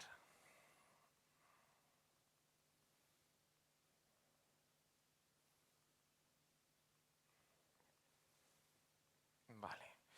Bueno, pues aparte del señor Elon Musk con su constelación de satélites Starlink, que como decía tenemos ahora cerca de 1000 en órbita, hay previstos 12.000 en los próximos lanzamientos, quiere ampliar a los 32.000 aproximadamente, aunque se habla que al final serán como unos 40 y pico mil solamente de esa compañía de SpaceX.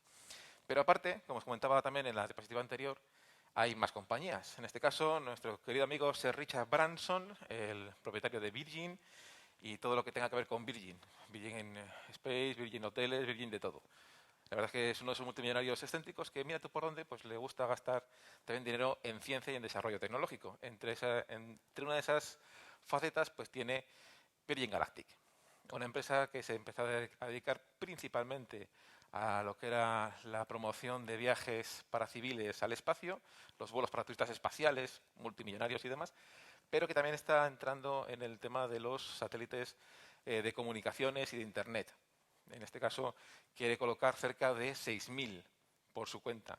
Aparte también los de Amazon quieren colocar otros 800 y pico. En fin, la verdad es que es bastante complicado el tema de estos satélites artificiales en el espacio. Los chinos también, en este caso a unos 1000 y pico kilómetros de altura, quieren colocar más de 800 satélites también de comunicaciones. Tenemos pues un montón de esos objetos, tanto ya lanzados como pendientes de lanzar.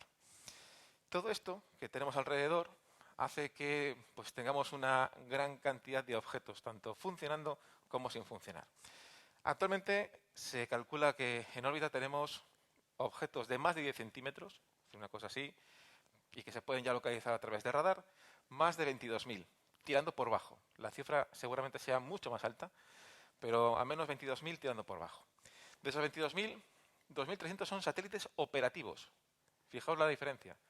Casi una décima parte de esos objetos son satélites que están funcionando y el resto son estos chatarra, que pueden ser satélites que no están operativos o pueden ser restos de colisiones de satélites o de objetos en el espacio, etapas también de cohetes, aunque no lo creáis, las etapas de los cohetes que se alejan ya de la gravedad terrestre, se quedan flotando en órbitas en torno a la Tierra, o incluso herramientas de astronautas, porque oye, los astronautas sí son gente muy preparada, son gente muy especial, pero son humanos. Se pueden confundir a la hora de guardar una herramienta, piensan que la han guardado, no la han guardado suficientemente bien y sale por ahí flotando. Como tenemos, por ejemplo, destornilladores, bolsas de herramientas, algunas máquinas especiales, en fin. Y no es por nada, pero cada herramienta que manejan los astronautas cuesta una pasta, ¿eh? No son destornilladores de estos de la ferretería, sino que cuesta un dineral. Bien, pues toda esa basura, toda esa chatarra que queda por el espacio, crea una serie de problemas. El primer problema, saturación de la órbita. Hay películas de ciencia ficción que cada vez se parecen más a realidad que a ficción. en la cual se nos plantea la posibilidad de que hemos enviado tantas cosas a la órbita que al final hay un montón de chatarra por todas partes y estamos como rodeados por una especie de capa finita que casi no se puede apreciar, pero que nos enturbia la visión y que hace imposible que podamos salir de la Tierra. No podemos enviar cohete, no podemos enviar nave, no podemos enviar nada. Todavía no hemos llegado a ese punto, pero vamos camino de ello. Otro problema bastante grande, las colisiones, como ya ha pasado, por ejemplo. En el 2009 hubo una colisión entre un Iridium 33, tenéis aquí arriba la información, y otro satélite llamado Cosmos, aquí, el 2251 en este caso, que colisionaron a la altura más o menos de Siberia, en la órbita en torno a la Tierra a la altura de Siberia, nada menos que a 42.000 kilómetros por hora. Imaginad dos ingenios de estos, de varias toneladas cada uno, colisionando a esa velocidad, la cantidad de fragmentos que pueden dejar por el espacio flotando, ¿no? Y además algunos se pueden mover también, no solamente a gran velocidad, sino en diferentes direcciones, debido a ese impacto. Bien, esto provoca lo que se llama el síndrome de Kessler. El síndrome de Kessler es una situación en la cual un fragmento choca con otro en el espacio, esos fragmentos al colisionar se rompen en un montón de fragmentos que a su vez pueden ir chocando con otros elementos que hay también en órbita y al final formar una gran nube de fragmentos rodando la Tierra. Pequeñitos, grandes, pero a fin de cuentas una nube de fragmentos. Esta nube de fragmentos también es un peligro para naves. Hace no mucho se le ha publicado un artículo en el cual se hablaba del posible peligro de quedarnos sin Internet a nivel global, porque esa basura espacial, esos fragmentos que hay por el espacio, podrían colisionar con algunos de los principales satélites que dan cobertura de Internet a todo el mundo y dejarnos colgados, nunca mejor dicho, en ese sentido. Cortarse por completo cualquier tipo de comunicación. Y no solamente eso, también peligro para la Estación Espacial Internacional, peligro de colisión, como decíamos antes, como no con la Estación Espacial, pero sí que hace el mes de junio, si no recuerdo mal, del año pasado, hubo un problema con uno de los satélites de Starlink y una satélite de la Agencia Espacial Europea. Fue el año pasado, ¿verdad?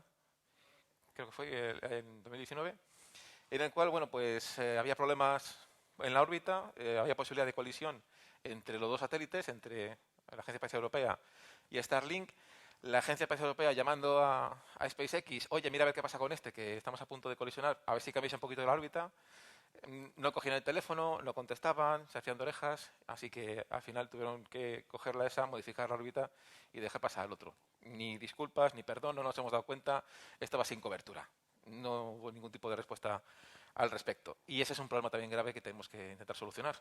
La comunicación entre empresas privadas, empresas públicas, comunicaciones y científicas. Y por supuesto, como hacía también referencia Abel antes, dificultades para la observación, tanto en visual como en infrarrojo, como en radio, y especialmente en radio más que en visual. A ver, cuando estamos observando, podemos observar cerca de una zona de ciudad, lo que se llama el cielo interurbano, y ahí podemos ver pues algo de cielo, algunos objetos más o menos brillantes y también de vez en cuando el paso de algún satélite.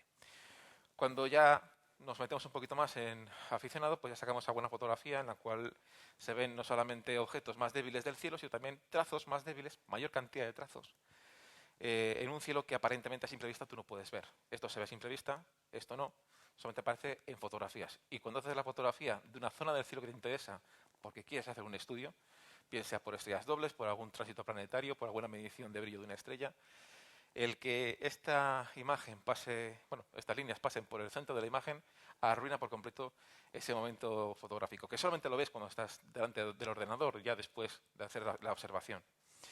Si nos metemos en sensores más importantes, por ejemplo del observatorio Lowell, ya vemos que los pasos, muy poquito brillantes, pero para un sensor como el que tiene este observatorio son deslumbrantes, arruinan por completo cualquier tipo de imagen y de medición.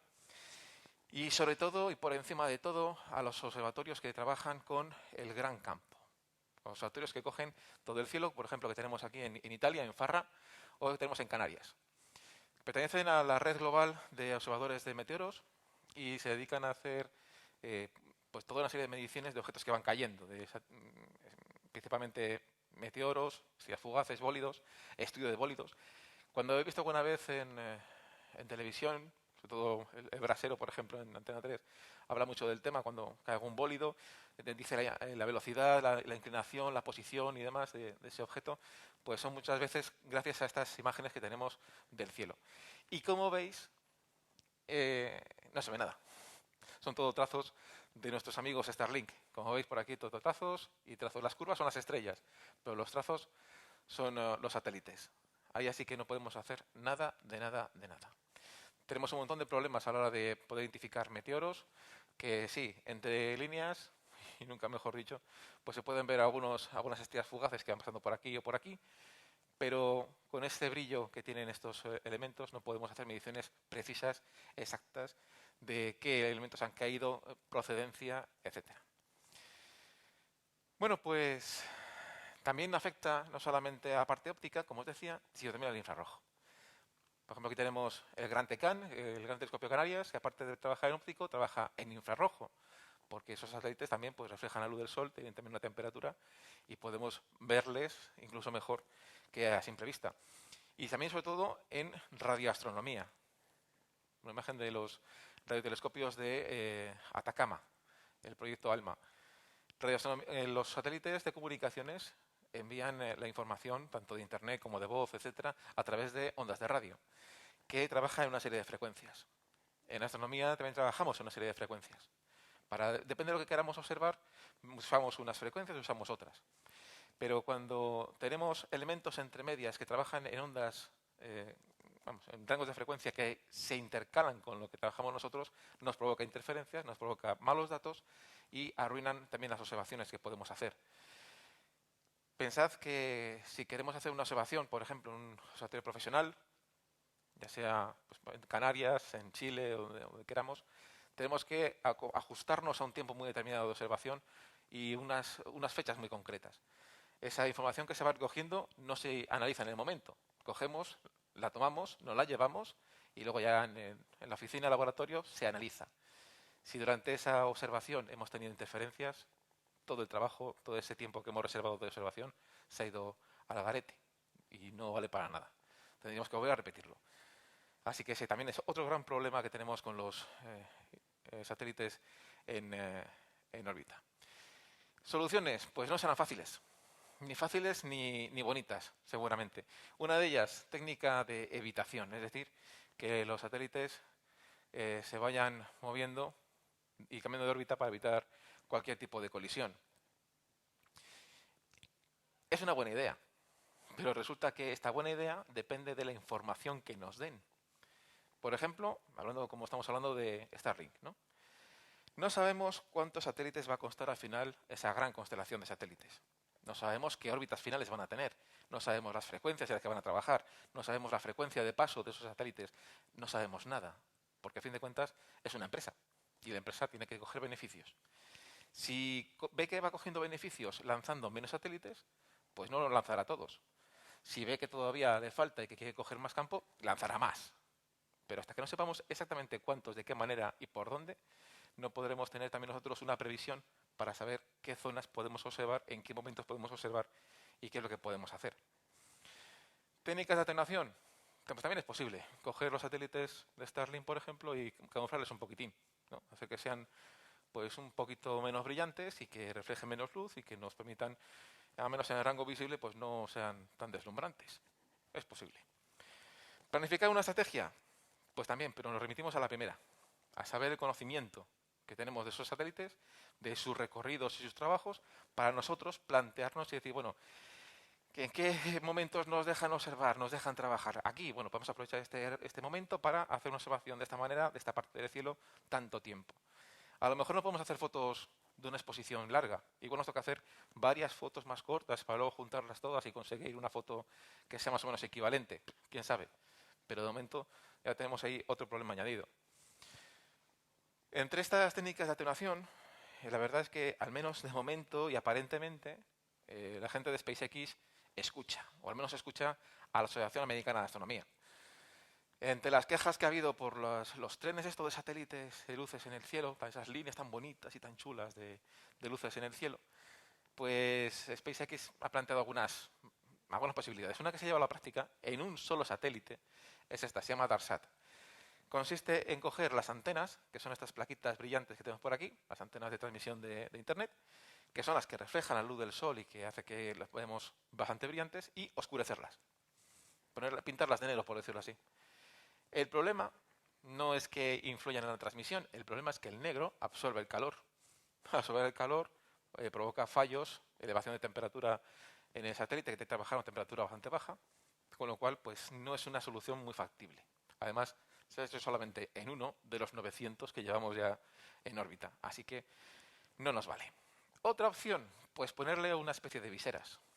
También podría ser una opción, solo que solamente nos valdría en un momento determinado, porque el satélite da vueltas en torno a la Tierra. Entonces también el ángulo de inclinación del Sol con respecto al satélite pues va a ir cambiando. Y si el Sol viene por aquí, como marcan las flechas, y los visores lo tapan, pues genial. Pero si en un momento dado el Sol viene en esta dirección o viene en esta, pues hombre, evidentemente no va a ser tan fácil evitar ese reflejo.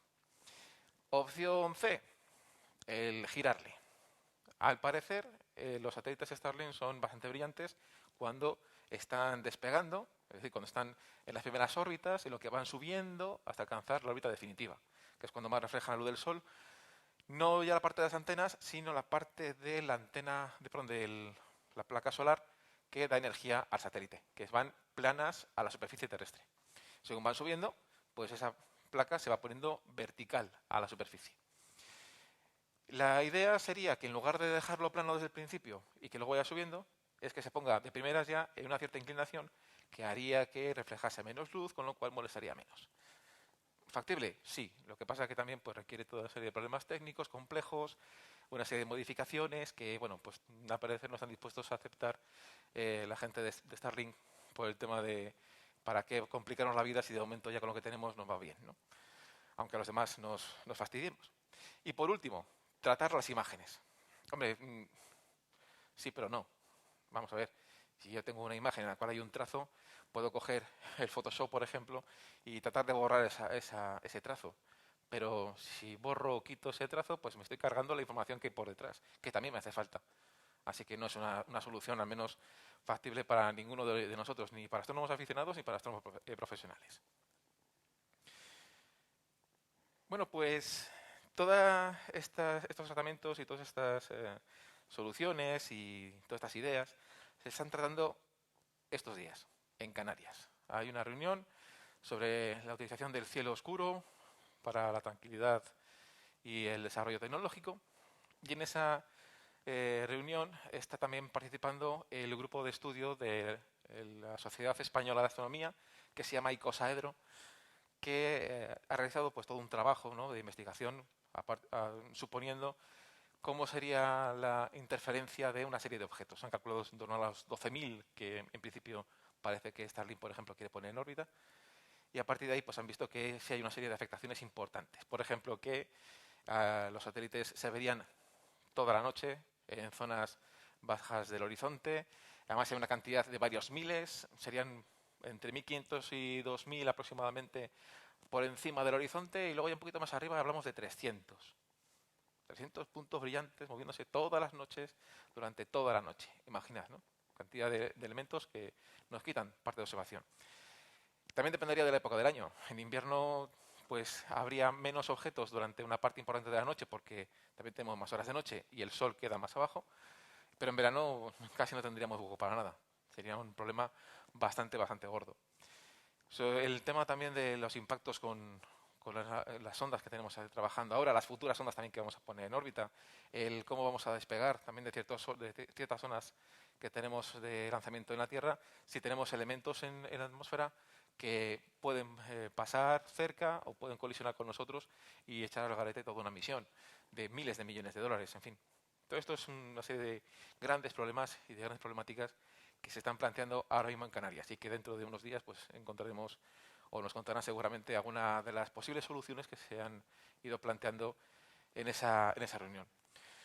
Uno de esos participantes es David Galadí, que es astrofísico de Calar Alto, de Observatorio de Calar Alto, y decía en una entrevista, y además tiene toda la razón del mundo, que esto de la explotación del cielo, que está considerado el cielo como el patrimonio de la humanidad, ¿no?, el poder observar el cielo. Es una de las cosas que siempre nos han dicho que es patrimonio de la humanidad y que estamos perdiendo el cielo de los antepasados y demás. Bueno, pues resulta que se convierte en un medio perverso del mercado libre que está aplicado al medio ambiente. No es que usar que el recurso común que tenemos, que es el cielo, como algo privado, sino que las reglas del mercado conducen a ese aprovechamiento de una manera tal que se busca el ganar más dinero para unos pocos en lugar de aprovecharlo para todos. Bueno, pues con esta reflexión, pues mi parte, este alegato entre comillas, contra de Abel, este desafío, pues llega hasta aquí. Entonces, pues muchas gracias por su atención.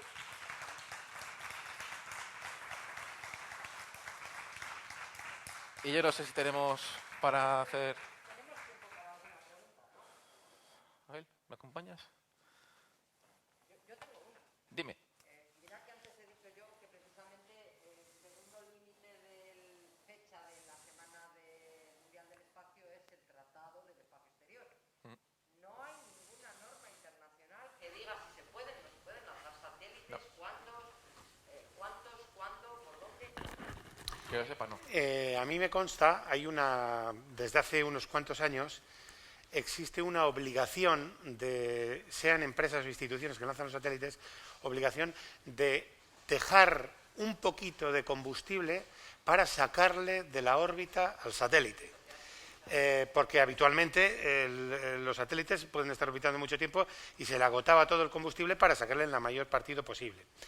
Esto que acabo de decir, y parece que me he puesto ahora en su posición, se ha utilizado muy mal por parte de las empresas. Por ejemplo, las empresas de telecomunicaciones que ponen en órbita satélites geoestacionarios han hecho mal uso de esta norma y entonces dejaban un poquito de combustible y en vez de meterle al satélite hacia adentro para deorbitarle y a ver si caía de una manera controlada sobre el Pacífico después de haber sido desintegrado, costaba un poquito menos de combustible darle el empujón hacia afuera. Le sacaban de la órbita, cumplían con la norma y se quedaba con basura un poco exterior a la órbita geoestacionaria. Es decir, hay que poner orden. Estoy absolutamente de acuerdo con el argumento de Carlos de que hay que poner orden.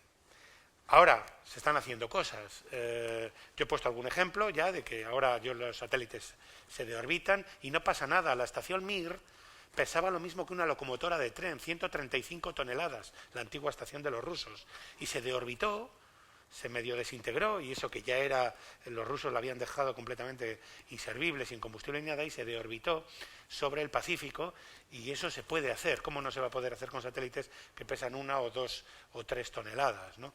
Pero yo no me refería tanto a eso, a quitarlos de la órbita, como a que durante un tiempo, ahora mismo, los demás, pues puede haber, ¿cuántos has dicho que hay ahora? 22.000... 22.000 o 30.000 o 30.000, sí. O los que a ese señor le dé la gana, sin que nadie lo controle. Eso es lo que Yo recuerdo cuando estábamos trabajando sobre el Deimos, una vez estábamos ahí en una reunión en Deimos Space, en la sede de Madrid, y estábamos muy atentos a cosas que pasaran del espacio y tal. Y en ese momento pues salió una noticia de que alguien iba a lanzar, desde la estación espacial y tal, iban a lanzar unos cuantos cubos. Sí, ahora están muy de moda los cubos, ¿no? Iban a lanzar no sé cuántos cubos y tal, y eran de una universidad. Los cubos no hacían nada, era solo para lanzarlos y ponerlos en órbita y ya quedaba bien, y era un experimento de una universidad. Yo pertenezco a una universidad, pero me acuerdo del comentario que soltaron allí los de la empresa diciendo, joder, basura, o sea, ya hemos demostrado que podemos poner cosas en órbita. Se hizo en el 57 con el Sputnik, un cacharro que solo se dedicaba a dar pitidos. Con eso ya se demostró. Hoy día, hombre, que las universidades están diciendo, vamos a desarrollar aquí un experimento para ponerlo en órbita porque queda bien, pues eso es una faena, es llenar el espacio de basura. En contra también hay que decir que en Marte, cuando se están posando algunas de las misiones, algunos son orbitadores, pero otros se están posando, solo la caída en Marte sirve para mandar datos e investigar cuáles son las densidades de las capas de la atmósfera. Luego esto de orbitar un satélite también da mucha información. Y en el caso de nuestra atmósfera, hombre, es más conocida, pero cada vez que se deorbita un satélite también se sacan muchos datos de la atmósfera. O sea que incluso en ese acto de sacrificio tecnológico, bueno, pues también hay datos que sacar. Pero bueno, sí, estoy de acuerdo con Carlos en que efectivamente es un problema el tema de la basura espacial. Precisamente el final de la sonda Cassini en Saturno fue a través de la atmósfera de Saturno. Sí, todas. Quedaba un punto de combustible, se avanzó a través de la atmósfera para que, según se desintegraba, pudiese también mandar datos analizando la atmósfera. Sí. Un las Smart de la Luna, sí. También la Venus Express de Venus, cuando ya acaban su vida, pues se las tira. Claro que se las tira hacia adentro pues para investigar un poco la atmósfera. Claro, no es lo mismo tirarla a Júpiter, que no hay nadie, que aquí hay que andar con un poquito más de cuidado. Ah, vale, por favor. Sí.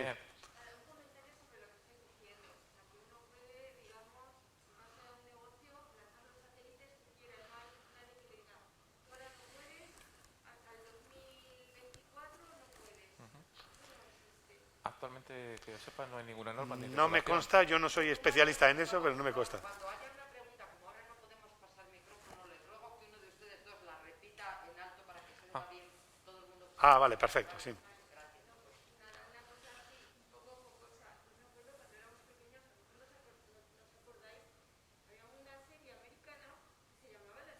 ¿Cuál? La escoba espacial, sí. Hombre.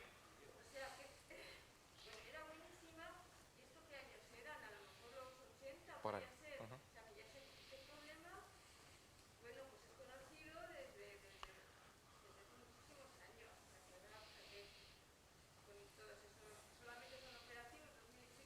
Sí, unos 2.300 de 22.000 que sepamos. Entonces, seguramente habrá muchísimos más fragmentos.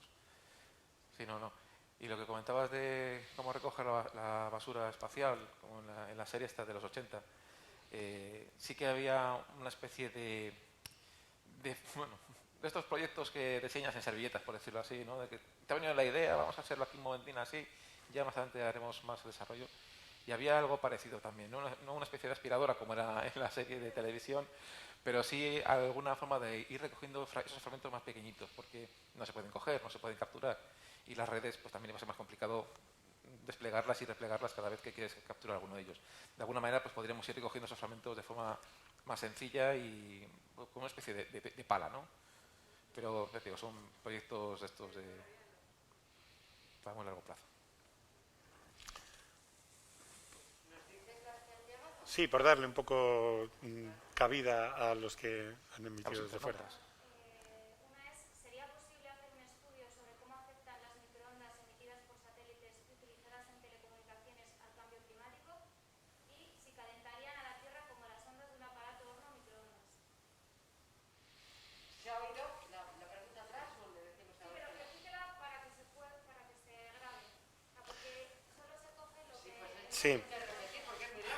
Bueno, la pregunta, si no me equivoco, dice si es posible estudiar el efecto de las microondas de los satélites de comunicaciones sobre el medio ambiente, concretamente con el posible cambio climático. Y además, si esas microondas podrían calentar la atmósfera. ¿Correcto? Sí. Y la segunda parte es, ¿calentarían a la Tierra como las ondas de un aparato horno microondas? Bueno,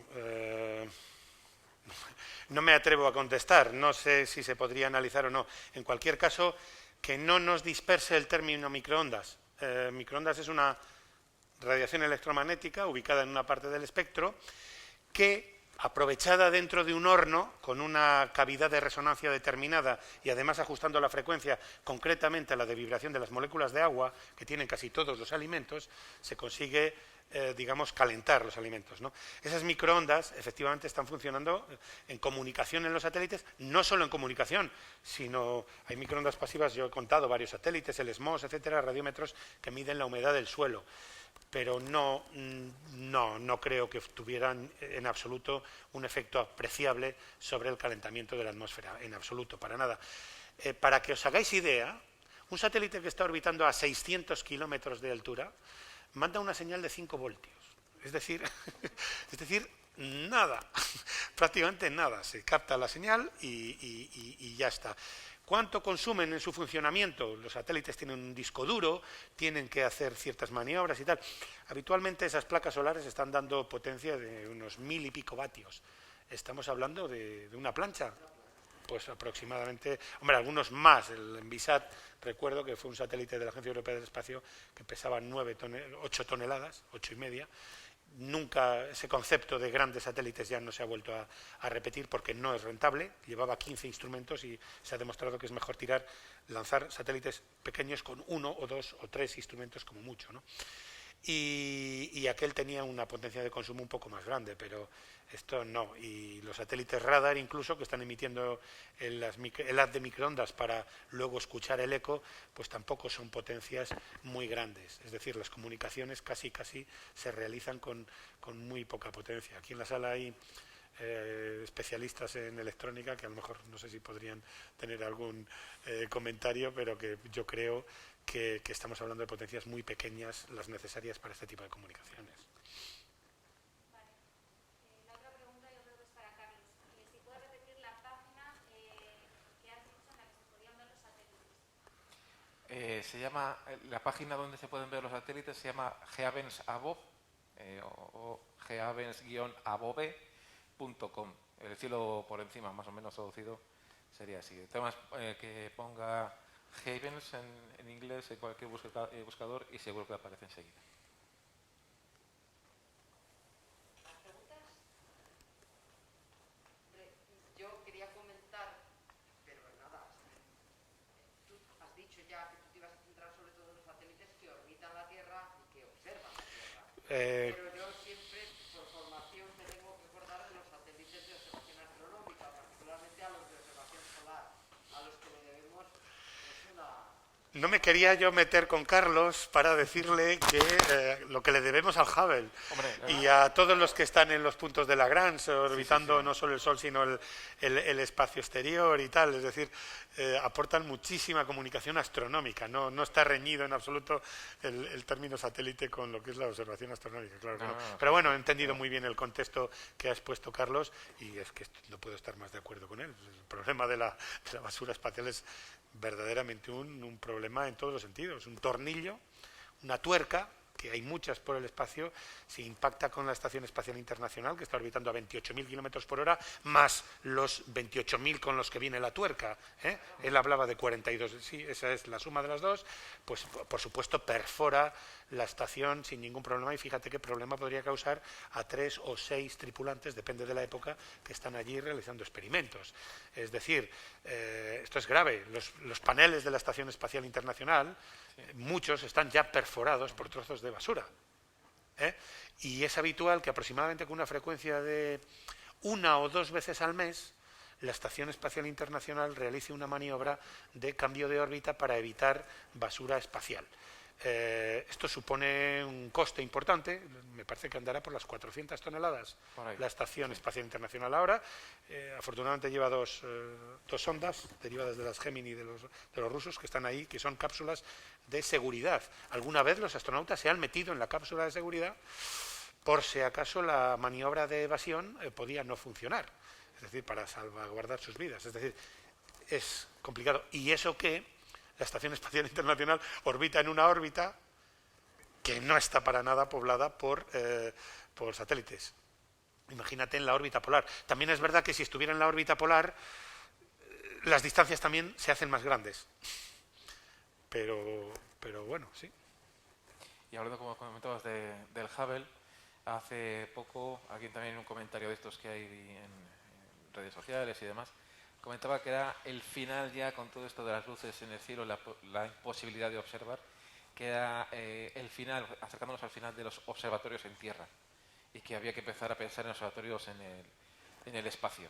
Pero claro, no nos damos cuenta que sí, poner un solo observatorio en órbita son, ¿cuánto puede costar? 1.000 millones o 1.500 millones de dólares aproximadamente, poner un telescopio en órbita, y ponte tú a que funcione bien, si no tienes que hacer ninguna reparación, si no tienes que cambiarle alguna placa, algún ajuste, etcétera.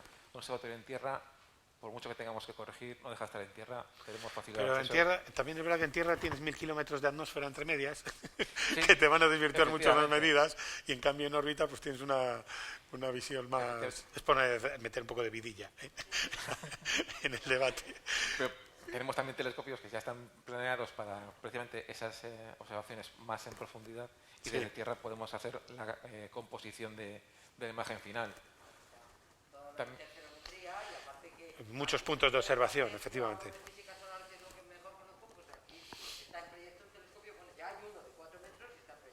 Sí.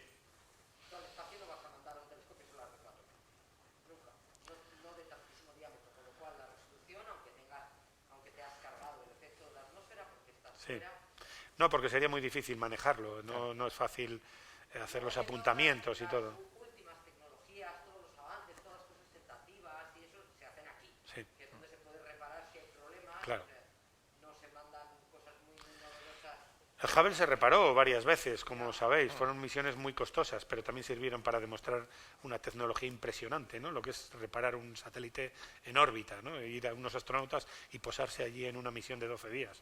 Eso a mí se me pone la carne de gallina, ¿no? De pensarlo, es espectacular, pero sí, es muy costoso reparar un telescopio en órbita, claro.